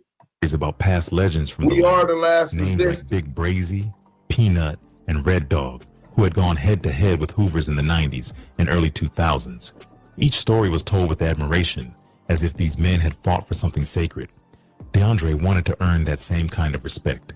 Every time someone mentioned a Hoover name, it lit a spark in him. He didn't care about fame, he cared about revenge. It wasn't just about who was right or wrong anymore. Big E salute. Y'all make sure y'all bang that like button if y'all just came in. The Hoovers as sworn enemies, and the Hoovers felt the same way. No one remembered how it truly started, but nobody cared to find out. What mattered was keeping the loyalty alive. That loyalty... Hold on. Somebody had a question. World Chatter said, clarify justifiable, please. Justifiable. I believe that there's a time to heal and a time to kill. So anytime you in the field and you finna hear the statistics of the gang wars in Los Angeles over the last, I think, 28 years or something like that, right? And you're going to hear those statistics. So whenever there's a declaration of war and you sign up to be a soldier and you have attempted to take lives or took lives, and some of your friends lives have been taken from the same people who declared war against you, who's attempted to take your life. If anything goes, all of that, I truly believe you know what you signed up for. You got that coming. Those innocent, get your man though. Those innocent bystanders have nothing to do with it. And I get it. You know what I'm saying? This ain't a perfect world. And sometimes you have collateral damage. But I believe in protecting yourself by any means necessary. So a lot of people who aren't from structure or who don't grow up in the inner city communities of South Central Compton, Watts, Long Beach, Inglewood, Hawthorne, Gardena, they never experienced this, so they look at it like, oh, well, that's stupid. You killing each other is stupid. I wonder, I wish I could have you walk in my chucks at 13 and 14 years old and some Crips, one of the biggest Crip sets in LA, see you walking with two females to go get a blunt because you trying to fuck up on them, and you're 14 years old. I want to know what you do after 52 shots miss. So all of that is justifiable. Anybody coming to take your life is justifiable. And the way that the divide is in the politics, that's justifiable, bro. That's what I mean, justifiable. You know what I'm saying? And when it's on, it's on. Same thing with these pigs. You know what I'm saying? When these pigs unalive our people, I mean, listen, bro, they working for the government. They're proxies of the government. And we just continue to allow them to unalive our people. I believe at that point, you niggas is pussy. Because ain't none of you niggas prepared to make sure that they know they're not the only one that's going to be crying, that they're not the only ones that's going to be able to come and unalive people and then go home like everything cool. Like the law really going to hold them accountable. 1 in a million, they'll hold them accountable. But that's the best thing I could give you speaking objectively. But let's get back to the content so we can get this over with. Turned into an unspoken law. If a Hoover took one of yours, you had to take one of theirs. Psychologists might call it trauma, but in the streets, it was just life. For kids growing up in South Central, violence was like background noise. It was the way people coped with loss and proved loyalty at the same time. To outsiders, it looked senseless. To them, it was structured. The more DeAndre heard about the feud, the more he accepted that his role was already written. He wasn't trying to break the cycle. Y'all understand that? It's structured. And to survive, we understood the importance of some kind of structure. And I give you we could be a whole lot better. I look at a better conversation. DM me. I look at what do they call them out in Lebanon? What the hell is they Hezbollah? And see their structure, their financial wing working independently from their military wing working independent from their charitable wing, which works and builds relationships in the community with the people to understand the problems that they're dealing with. And they come up with solutions working interdependently. And I see that kind of structure, even the Mexican mafia and their structure. But I don't think crime, unnecessarily crime to get our money and all of that type of stuff is going to be beneficial to us in the long run. So I don't include and look at that as far as the Mexican mafia, but the way that they organize the Serenos for the most part, and the way that they move, communicate is very, very strategic and organized. We lack as much organizational skills as Bloods and Crips in California. It's just, we just been through more wars with more battle trained, right, than per se the average essay. Even though they've been through their wars, some of them, it just wasn't as intense as the statistic I'll be providing y'all at the end of this show. Let me use the bathroom real quick. Hold on. How can But how can we stop it? It's getting ridiculous out here now. We need to come together. Hey, rather 4092. Now you're talking. You know what I'm saying? Now you're talking what we already started. You know what I'm saying?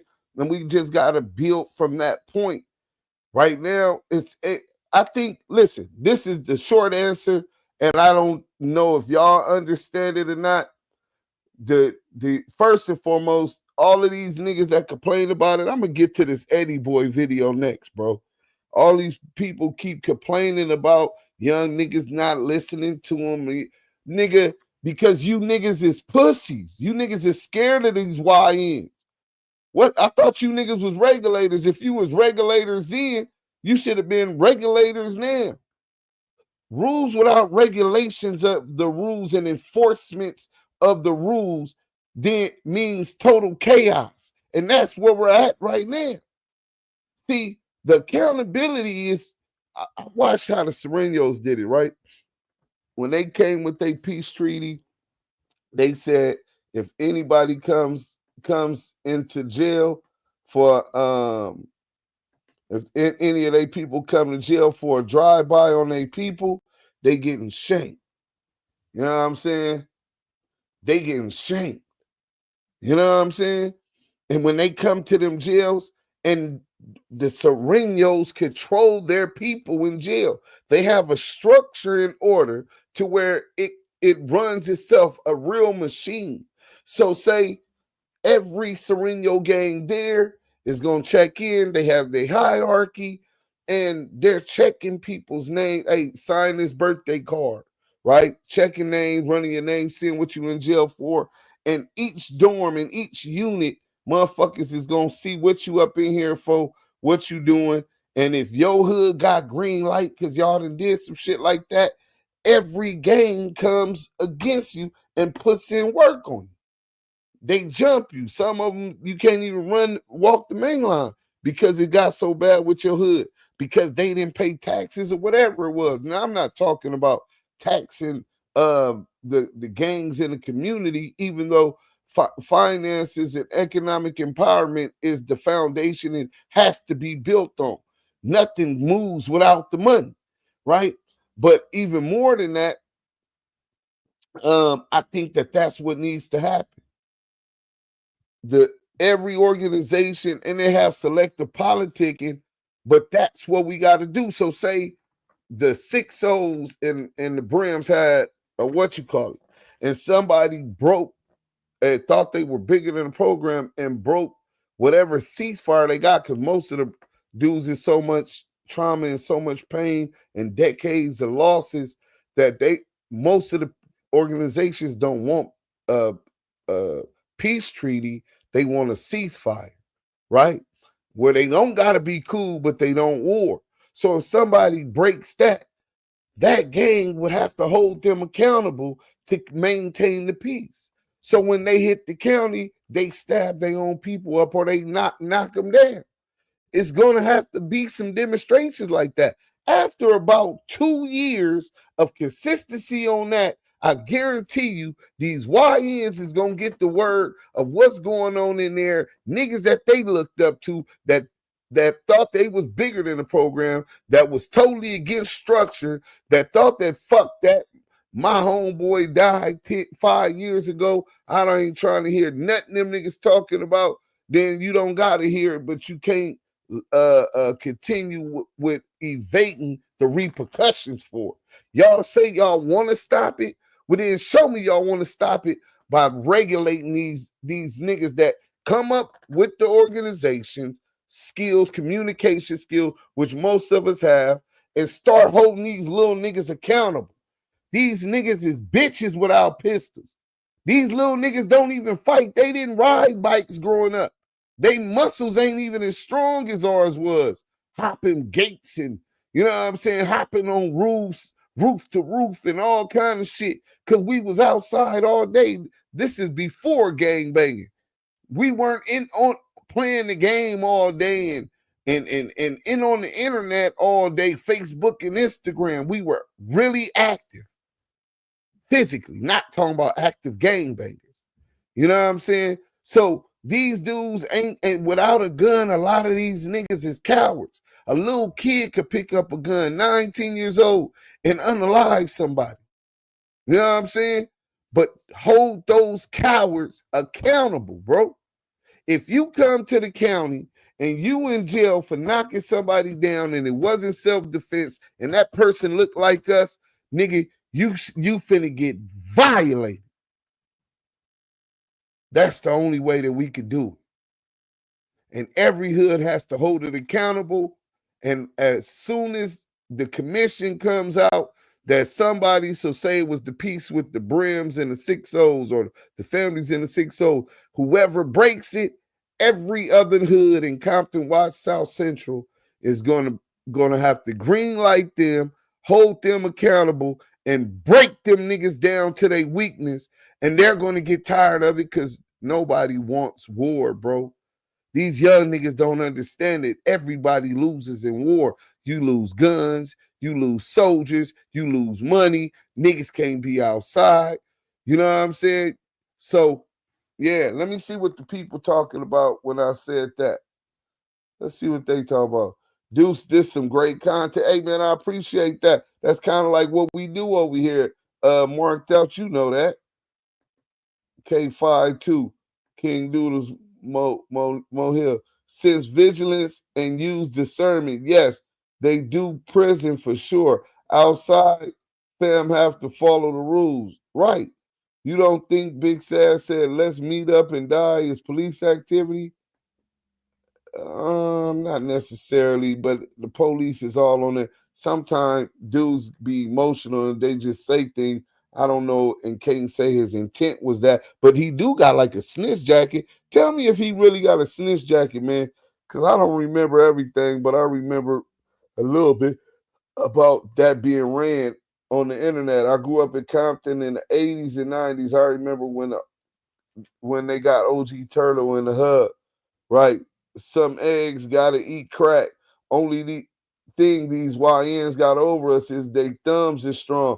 Nah, I came up in a different era. You know, you gotta be versatile with it. You gotta be able to, you know what I'm saying, throw them things and you still gotta play with them things. You know what I'm saying? So, you know, but it has to be a desire. Our people gotta be sick and tired of being sick and tired of being sick and tired of being sick and tired. And then stand on it. If you don't stand for something, you'll fall for anything, bro.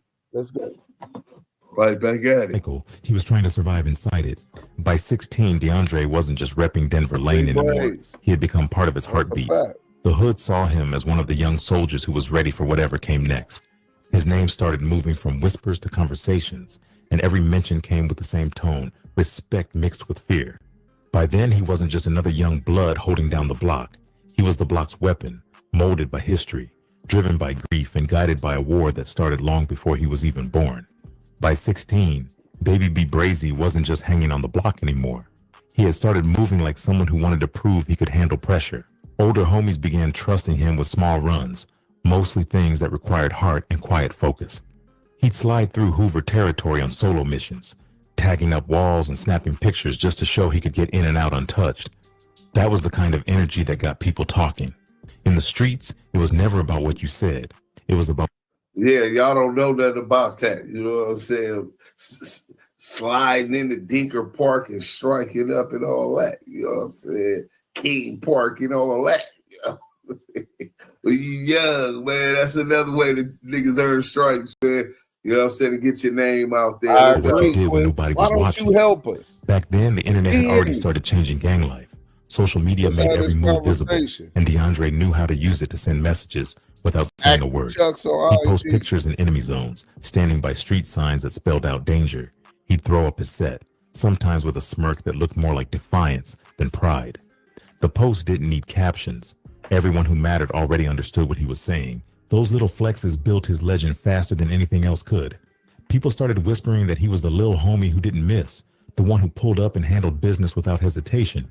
Nobody could say exactly how many hits he had been involved in, but the rumors alone gave him weight. When the police started taking pictures of graffiti walls, they noticed his tag showing up in too many places it shouldn't have. To the Denver lanes, that meant respect. To the cops, it meant attention. He had a way of moving that made older members respect him. He didn't talk too much, didn't brag, didn't post things that would get him caught. He carried himself like he'd already seen too much, even though he was still a teenager. When he showed up at neighborhood meetings, older heads treated him like a grown man. By 17, he had already earned his stripes the hard way, but the streets always had a price. It wasn't long before he caught his first real charge. The case came in 2010 after a fight with officers during a traffic stop in South Los Angeles. The report said he refused to comply, and when they tried to detain him, he swung on them. Damu Kiwe conversations. Get up out of there. They used tear gas to control him, but even while coughing and blinded, he still tried to fight. That story spread fast. Nobody cared about the exact charges. What mattered was that he didn't fold. The judge handed him 2 years for assault on officers and resisting arrest. For most kids, that would have been enough to slow them down. For DeAndre, it just made him colder. Juvenile hall was already familiar to him, but state prison was different. It was harder, louder, and full of men who wanted to test him. He earned respect quick by standing his ground during his first week. When someone tried to take his food tray, he fought until guards broke it up. That kind of energy got noticed inside. People said he wasn't the biggest, but his heart made up for his size. He served his 2 years without backing down once. The time didn't break him. It shaped him. The long nights sitting on that bunk made him think more about loyalty and how fast people could forget you when you were gone. He came home sharper, quieter, and more strategic. The first thing he did after release was go back to the block. Everyone was waiting. The young homie who fought police and never folded had returned, and he was ready for whatever came next. Not long after, tragedy struck the Denver Lane Circle again. One of his closest homies, known as Baby Hang, was killed in a drive-by near 107th Street. Nobody knew exactly who pulled the trigger, but everyone on the block believed it was Hoover connected. That loss hit DeAndre hard. Baby Hang wasn't just a friend. He was like a younger brother who had always looked up to him. The two had made plans to make money together, maybe even move away from the city someday. All that disappeared in one night of gunfire. The funeral brought out the whole set. Red flags waved high. Faces filled with silent anger, and DeAndre stood near the casket without saying a word. When people tried to comfort him, he only nodded. Later that night, he pulled aside one of the older heads and said something that stuck. It's going to be a hot summer. In that world, those words didn't mean weather. That's a fact. They meant war. A hot summer was the code everyone understood. It meant no sleep, no breaks, and no mercy. It meant every rival car that crossed their street would get checked, every slight would get answered, and every name on their list would get crossed off. It wasn't about chaos. It was about balance, at least how they saw it. One of theirs was gone, so someone had to go too. The weeks after Baby Hang's death changed the tone of the neighborhood. The police presence grew heavier, with patrol cars circling the area day and night. That's crash. Locals said they could feel the tension in the air, like the city itself was waiting for something to happen. DeAndre didn't hide his pain, but he didn't talk about it either. He spent more time in cars, more nights outside, and less time sleeping. His close circle shrank, and the people around him started noticing the shift. By the end of that summer, his name carried a new kind of fear. Even people outside the set had started hearing about him. The Hoover sets around the area began moving differently, watching every lane corner twice before posting up. Police started collecting his photos and tracking his movements more closely. Inside the department, detectives began calling him a violent risk. On the block, his people called him a soldier. The older heads saw that he wasn't just another young blood trying to make noise. He was someone who believed in what he was doing. Every move felt like a step toward making his name mean something permanent. He didn't smile much anymore, and the jokes that used to fly between him and his homies had gone quiet. Losing Baby Hang had flipped a switch that would never turn off. That summer ended with fewer words and more smoke. Cars burned, sirens echoed, and the names of the dead piled up faster than the city could keep count. People started saying that the streets were catching fire again, and every headline about another shooting near Vermont Avenue had the same rhythm. For Baby B Brazy, that season was personal. He didn't see it as revenge. He saw it as balance. And when the heat rose, bodies followed. By early 2015, Baby B Brazy had already earned his rep as one of the Denver lane's most active hitters. His name floated through police files and neighborhood whispers like a warning. That spring, he got caught up in a daytime burglary in Pasadena. It was supposed to be an easy grab, a quiet house, some quick money, nothing loud. Instead, it turned into chaos. A A neighbor spotted them breaking in and called 911. Within minutes, the Pasadena police helicopter was circling overhead, tracking the getaway car down Fair Oaks Avenue. The chase tore through red lights until they ditched the car in an alley. Officers found stolen electronics and jewelry in the trunk, plus gloves and a .380 shell casing. Brazy was caught trying to run through a backyard fence, winded but calm. He took the charge with a smirk, like it was nothing new. He got released on bail after 2 months, walking out with that same calm look on his face. For most people, that kind of close call would have been a warning. For him, it felt like a countdown. Freedom became the spark for something bigger, a season of pure chaos that would burn through Los Angeles one body at a time. The new year didn't start quiet. On January 17, 2015, just weeks after getting out on bail, Brazy and two homies, Cedric Kilo Parker and Maurice Wolfie Jones, spotted a silver Mercedes-Benz idling outside a laundromat near Imperial Highway. The driver was distracted, talking on the phone. Brazy slid up fast, pulled the door open, and flashed a piece. The man froze, dropped his phone, and backed away as they peeled off with the car. That Mercedes became their ride for the next few days. The same night, the trio cruised down toward Hoover Turf, near 105 and Figueroa, where a group of 83 Hoover members were hanging outside a liquor store. Surveillance cameras caught the silver Benz creeping slow under the flickering streetlight. The windows rolled down and the shots rang out. Fast, tight bursts from a .380. People scattered, bottles shattered, and a man got hit in the leg while trying to run. Detectives later said the shooting had all the marks of a Denver Lane hit, but nobody on the block wanted to talk. The shell casings matched a .380, the same caliber linked to the Pasadena burglary months earlier. To police, that was the first connection. To the streets, it was just another message. The next morning, Brazy posted on Facebook. He didn't mention the shooting, but his post read, "They say they outside, I don't see them though." The caption came with a selfie, red hoodie on, smirk heavy. To the untrained eye, it looked like a regular post, but to anyone who knew the code, it was a direct taunt. Build a website you love with Wix. Where your work. Y'all hit that, bang that like button, man. Working gang intelligence flagged the post immediately. They had been watching his page since the burglary arrest. They screenshotted the image, cross-referenced the timestamp, and quietly started building a timeline. Nobody knocked on his door yet. They wanted to see how far he would go. A month later, the violence jumped from message to murder. It was Sunday afternoon, February 21st, 2015. The sun was out, families were running errands, and traffic crawled through the intersections of Los Angeles County. On 108th Street near Avalon Boulevard, a black Chevrolet pulled up beside a white Infiniti sedan, stopped at a red light. Inside that Infiniti was 21-year-old Nathaniel Ankar, a college student with no gang ties. He was on his way to visit a friend in Compton. Witnesses said the shooter leaned halfway out of the window, aimed and fired multiple times into the driver's side. The first shot hit Nathaniel in the chest, the next in the shoulder, and one grazed his neck. The Infiniti drifted across the intersection, bumping into a parked car before stopping. The shooter's car sped off, tires screeching as bystanders ducked for cover. Police and paramedics arrived minutes later, but Nathaniel was already gone. One witness, a woman named Letitia Williams, told investigators she saw the whole thing from her porch. She described a man with a tattooed neck and short braids hanging out the window of a black Chevy, his arms steady, eyes cold. That detail stuck with detectives. It sounded like the description they'd already seen in the Pasadena and liquor store reports. Ballistics later confirmed it. The shell casings found at the scene matched the same .380 from both earlier incidents. To detectives, the trail was clear. The same shooter, same weapon, same style. They just needed proof it was Brazy behind the trigger. Nathaniel's death shook the local community. His mother, Yolanda, went on television saying her son wasn't part of the streets. "He just stopped at the light," she said through tears. "He never even saw them coming." That line hit everyone watching. It showed how random the violence had become. Now that's nasty work. This innocent kid, prayers and condolences to this kid's father, mother, siblings, friends, and family, aunts.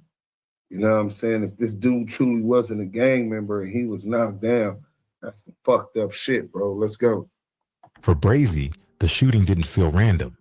In his world, it was another hit in a war that had no rules. He bragged quietly to people around him, saying the streets were getting cleaned up. His friend said he'd come back from the ride with that same half smile, no emotion, just silence. It was like he'd stopped seeing faces. To him, the Hoovers weren't people anymore, just targets. Detectives from LAPD's Southeast Division kept his name off the public radar. They followed his Facebook again, tracing every post and comment. He never admitted to the killing, but his next status hit differently. He wrote, "Some things we don't talk about, they just get handled." The comment section filled with fire emojis and free Brazy tags, even though he wasn't locked up yet. The arrogance of it all made detectives patient. They knew he was spiraling, and they wanted to catch him in motion. Behind the scenes, the Denver Lane Bloods were starting to feel pressure. Every shooting brought more surveillance, more police on the corners, more raids. The Hoovers retaliated too, spraying houses and jumping anyone who looked like they were from the lanes. But Brazy didn't slow down. To him, chaos wasn't danger. It was opportunity.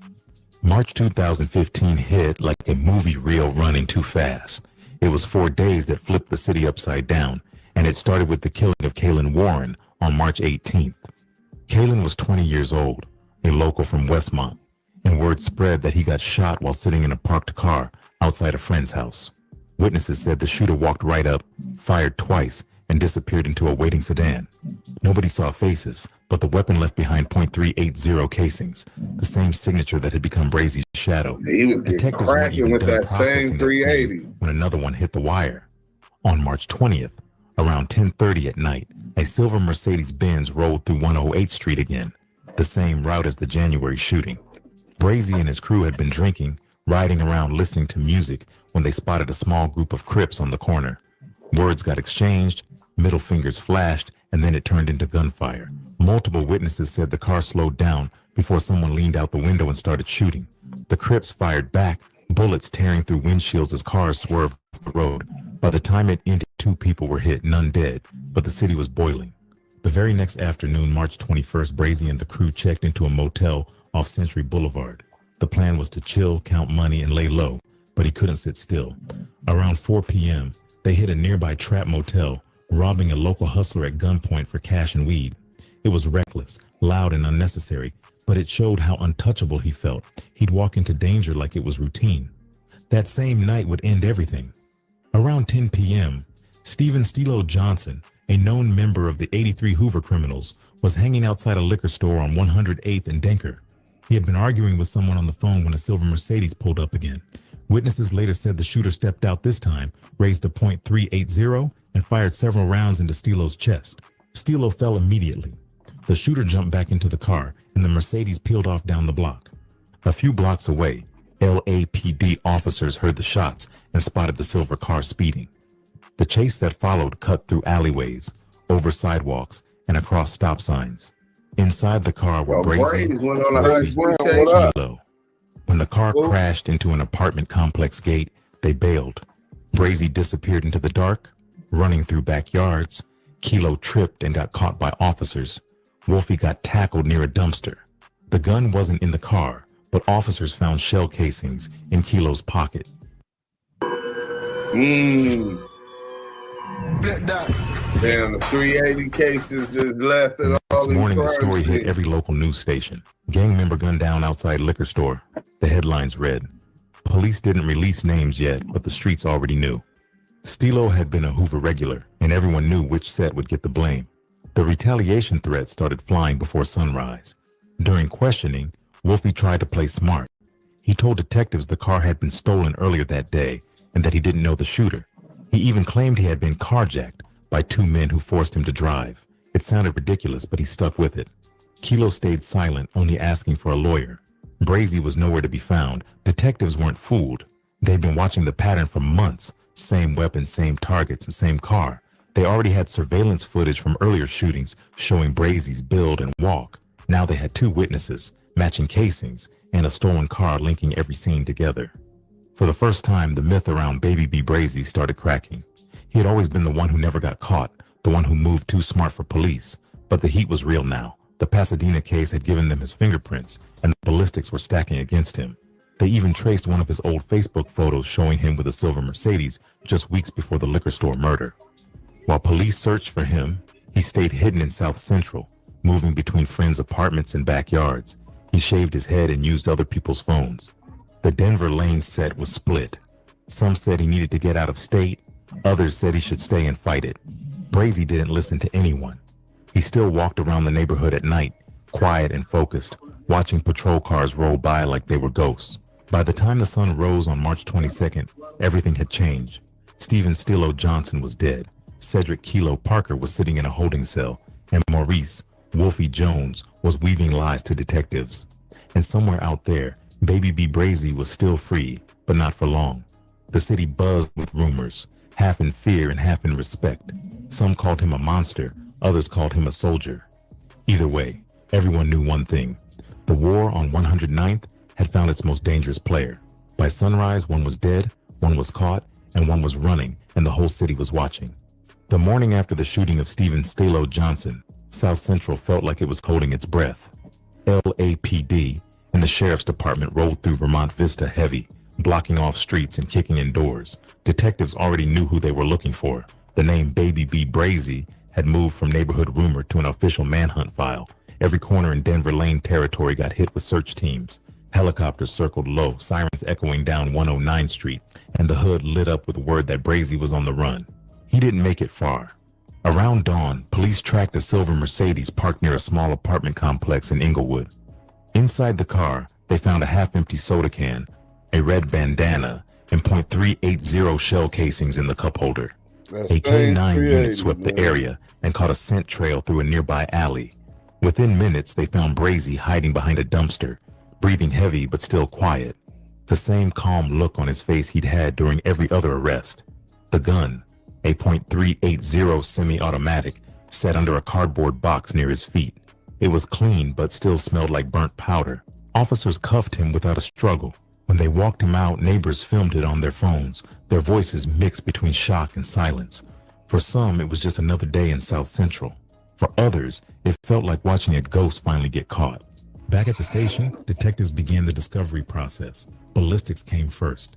Every casing matched, from the Pasadena burglary to the liquor store shooting to the murders of Nathaniel Ankar and Stephen Johnson. The same weapon, the same trajectory, the same shooter. Then came the digital trail.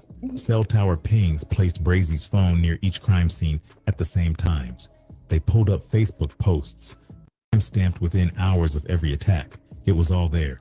The arrogance, the coded messages, the same rhythm that had taunted detectives for months. Meanwhile, Morris Wolfie Jones had been sitting in county jail after his arrest from the chase. He tried to play smart again, denying everything, but detectives weren't in a rush. They had a plan, something called the Perkins Operation. It was a tactic where undercover officers posed as inmates to get suspects talking. They placed Wolfie in a holding cell with two supposed inmates who were actually working for law enforcement. Hidden microphones recorded everything. The officers acted casual, asking about the case, pretending to be sympathetic.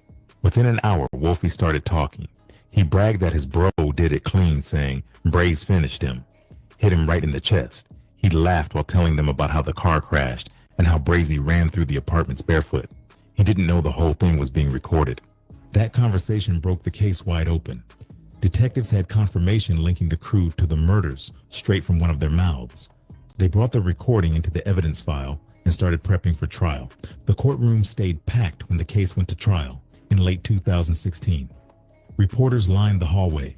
Families from both sides sat in silence, and prosecutors laid out every detail like a timeline of destruction. They opened with the Pasadena burglary, then moved through each shooting one by one. The prosecutor showed photos of shell casings, surveillance clips, and even Brazy's Facebook screenshots with captions like loyalty over love and we don't do warnings. The tone was cold, deliberate, like they were building a movie script from real lives. Witnesses came forward carefully.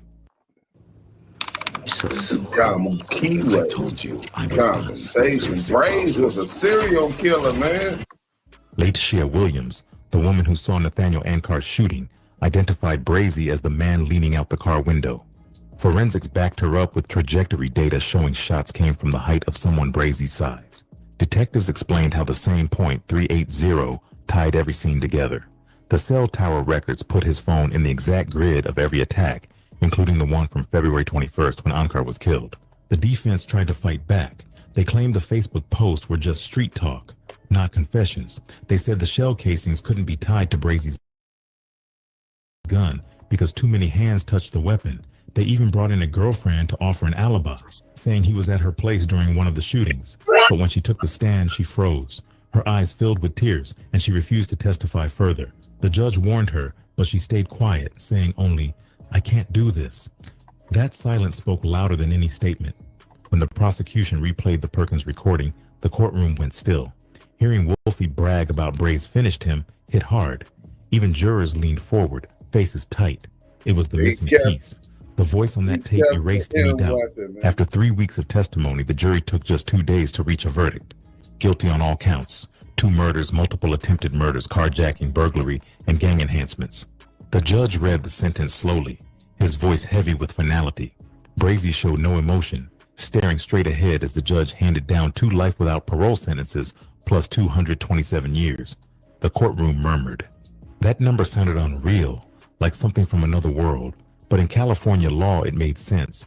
Each crime stacked on the last until it reached eternity. When the sentence came down, family members from the victim's side cried quietly. Nathaniel Onkar's mother whispered, "Now maybe we can rest." On the other side of the room, a few Denver Lane homies sat silent, faces blank. Nobody spoke. Nobody dared. After the hearing, prosecutors held a short press conference, calling it one of the most violent gang cases in years. They said the evidence was overwhelming: the gun, the Facebook posts, the cell data, and the bragging confession. Reporters called it the unraveling of a local legend. But inside the jail, some still called him a soldier who went too far. When guards led him away, he didn't look angry, just quiet. The same cold calm that had followed him since his first arrest never left. They say he looked at no one, not even his mother sitting in the back row. Maybe it was guilt, maybe pride. Nobody could tell. The paperwork called it justice. The streets called it balance. Either way, it was over. At 27, the same kid who grew up on 109th Street, who got put on by his mom at 12, who lived by a name older than him, had traded the block for a box, life without parole. 2 lifetimes plus 227 years. The war he fought his whole life ended where every road like that eventually leads. Behind steel doors, counting years that don't matter anymore. When the bus pulled into California State Prison, Baby B Brazy was just another number in the system. They sent him straight to a level 4 yard, the kind reserved for lifers, killers, and gang leaders who couldn't walk anywhere else. The gates clanged behind him, and the smell of steel and sweat hit immediately. Inside those walls, time didn't move, it just circled. The morning started with alarms, ended with counts, and the space in between was survival. The older inmates told him how it worked. Breakfast at 5 a.m., yard at 8, locked down by sundown if nothing popped off. Every day was tension waiting to explode. Bloods, Crips, Hoovers, and Sureños all moved like ghosts separated by invisible lines. The guards didn't control peace, respect did. You learned quick who to look at, who to avoid, and who to fight if it came to it. Brazy adapted fast. He stayed quiet, listened more than he talked, and earned his position through patience. Even inside, his name carried weight. Younger inmates whispered about him, calling him that Hoover killer from the lanes. He never bragged about the past, but he didn't deny it either. His rep did the talking. For months, he kept his head down, hitting the yard daily, lifting weights, running laps, and keeping a routine. But the boredom of a life sentence started eating at him. That's when the phones started coming around. Contraband phones were the new gold inside. Every block had one floating through hands for the right price. Inmates used them to text, record, or call home. But Brazy saw something else in them, a voice. Around 2020, he found a way to record clips and send them out through friends on the outside. Those clips eventually landed on YouTube under a new page called Who's Who. Nobody expected it to take off. The first videos were just him talking about daily life inside, the fights, the politics, the food, the guards. But his tone was raw and honest. He spoke with that same South Central rhythm that made it sound like he was right back on the block. Only this time, the bars were behind him. One of the first viral clips came when he told the story of a yard fade with a Hoover inmate known as 4 Extra. He described it vividly, saying they went round for round until both were exhausted. He laughed, telling how, mid-swing, he reached down, grabbed a bottle of water, took a sip, and went right back to fighting. Didn't even drop my fade, he said, smiling through the phone. The internet ate it up. Pages like No Jumper reposted the clip, and suddenly thousands of comments filled with disbelief, laughter, and praise. Some called him delusional. Others called him real. Either way, his voice broke through the wall. That single story turned a lifer into a content figure. The YouTube channel grew fast, hitting hundreds of thousands of views. Each upload came with new stories: smuggling, discipline, prison codes, told with humor, pain, and street knowledge all mixed together. But fame inside prison comes with danger. Other inmates started getting jealous. Some thought he was clout chasing. Others said he was putting too much out there. The guards hated it too. Every time a video dropped, the administration launched cell searches, trying to find the phones. They'd tear his bunk apart, toss his letters, and still come up empty. Every time they confiscated a phone, a new one showed up. It became a game he refused to lose. One of the biggest controversies came from his HK tattoo, the same initials he had inked years before, standing for Hoover Killer.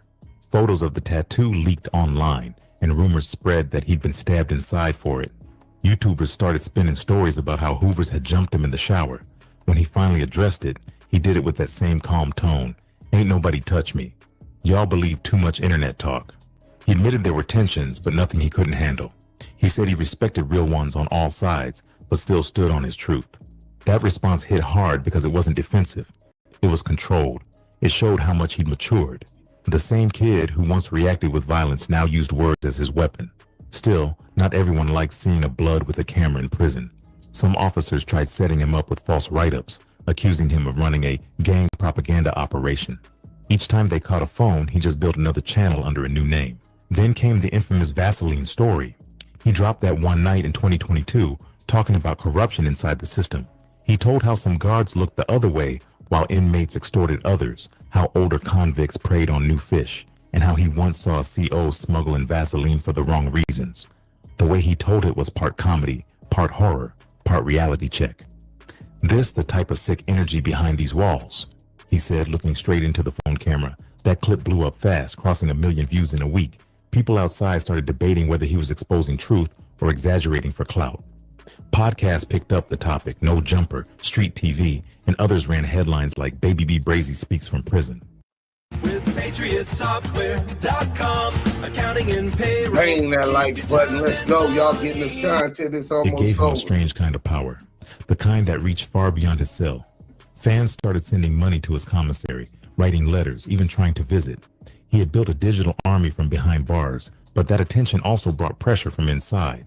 Some inmates didn't like how his words painted the yard. One altercation broke out when another lifer accused him of talking too much. They went heads up in the day room, and afterward, he walked back to his cell bleeding from a cut above his eyebrow, laughing it off like it was just another day. The guards transferred him to another unit soon after. Even through all that, he kept pushing. Each time they found a phone, he found another. Each time they deleted a channel, another popped up. His content shifted too, less about fights, more about reflection. He started speaking on loyalty, betrayal, and how the system breaks men who never learned to deal with pain. He told young viewers not to follow his path, warning them that the same fame they chased could turn into a cage. By 2024, he had become one of the most recognizable prison voices online. His quotes started circulating across TikTok and Instagram Reels. People repeated his lines like gospel. "You can cage the body, not the voice." That became his motto. It summed up everything he had turned into, a man locked down physically but still free in thought. Inside those walls, he was still DeAndre Bonner, inmate number J76942. That's inspirational. You know what I'm saying? I might disagree, but I don't know the circumstances about that case, but they saying old boy was a non-affiliate and an innocent. I don't know whether or not he was or not. I would love to hear Braze talk about it, and if he was, have he made it right with his God? You know what I'm saying? Have he prayed and asked for forgiveness? It ain't my place to judge him. You know what I'm saying? He got to deal with that when he sees and meets his maker. You know what I'm saying? And his relationship with the Most High.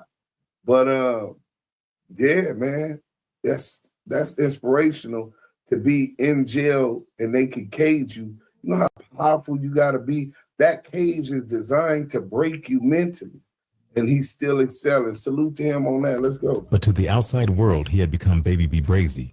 The blood from 109 went from shooter to storyteller. His journey showed that even from the tightest cell, a man could still reach millions. And though the gates had closed on his body forever, his voice had already escaped. Behind bars, Baby B Brazy became a paradox, a killer who turned into a messenger. His stories gave outsiders a raw view of life behind the walls and the streets that shaped him. Some saw redemption, others saw manipulation, but either way, his name carried power again.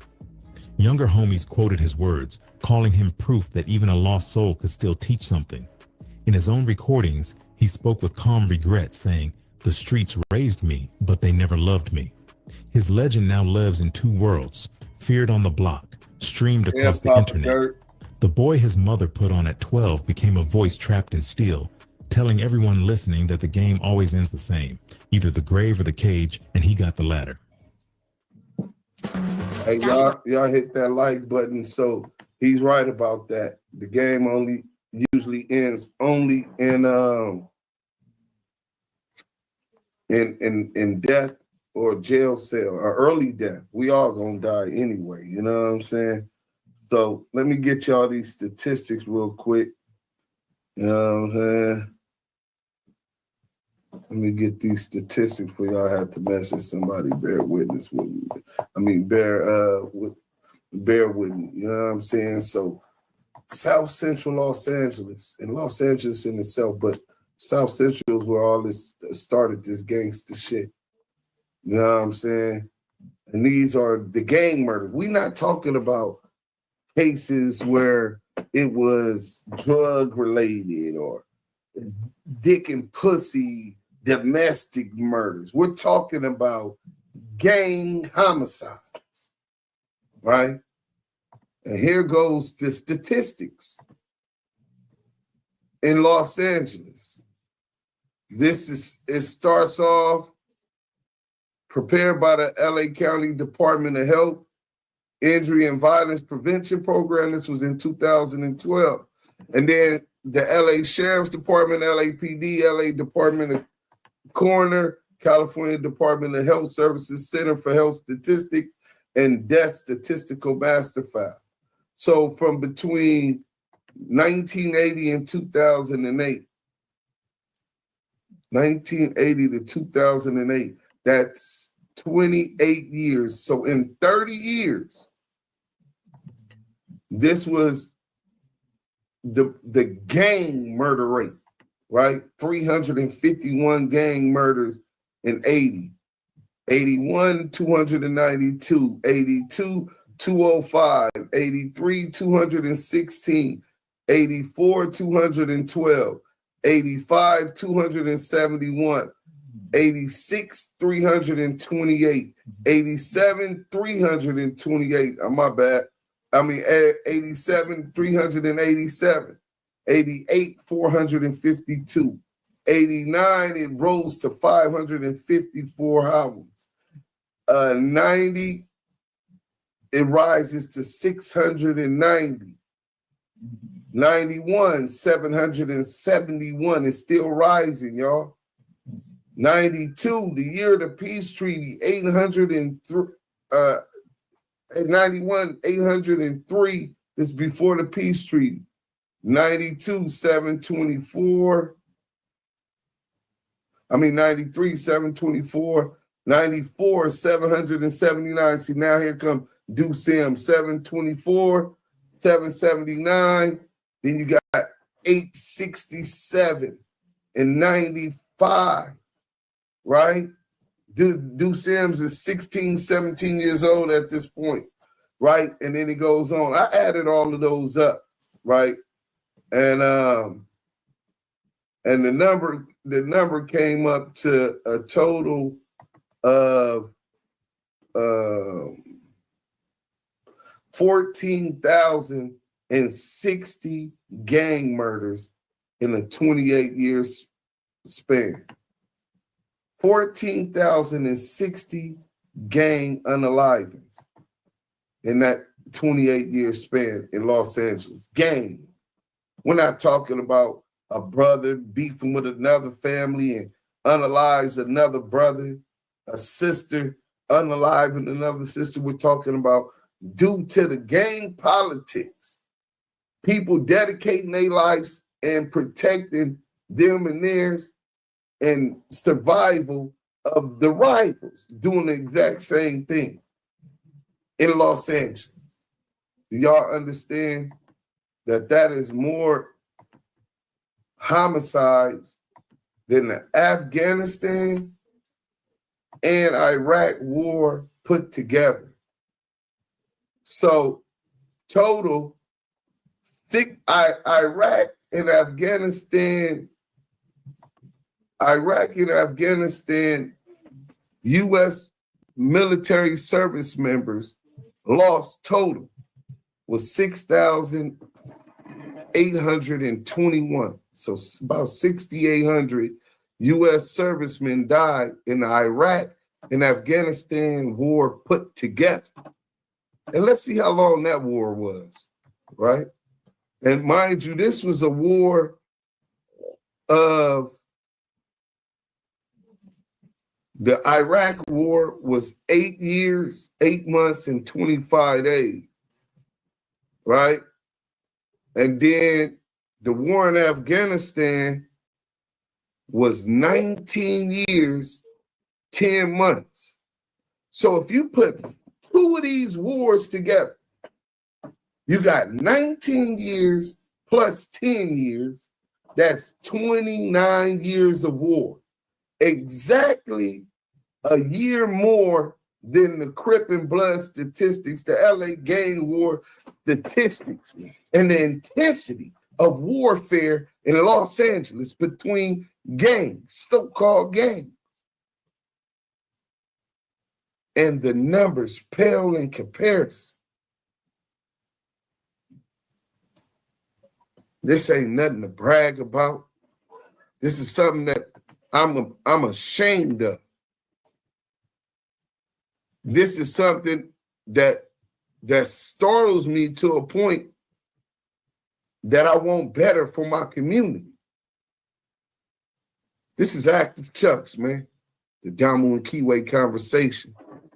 I hope that y'all was able to visualize. Let me show y'all this. Because some people just, y'all see them curls, you know what I'm saying? Some people is just, some people learn better through statistics. This was the calculator. 14,060 unalivings, to gang unalivings in Los Angeles, as opposed to 6,821. The intensity doubled, plus some. The intensity in the Iraq and Afghanistan war put together, man. This is sad. We got to do better. Unity and structure is coming. If y'all with me, make sure y'all subscribe. On our road to 10K subscribers, we need about 800 and some change. Pass the word, spread it. The revolution will not be televised. It'll be streamed here at Active Chucks, Damu Kiwe.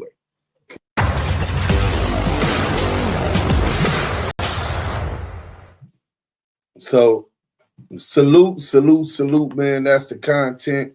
I hope everybody comment and tell me what they think.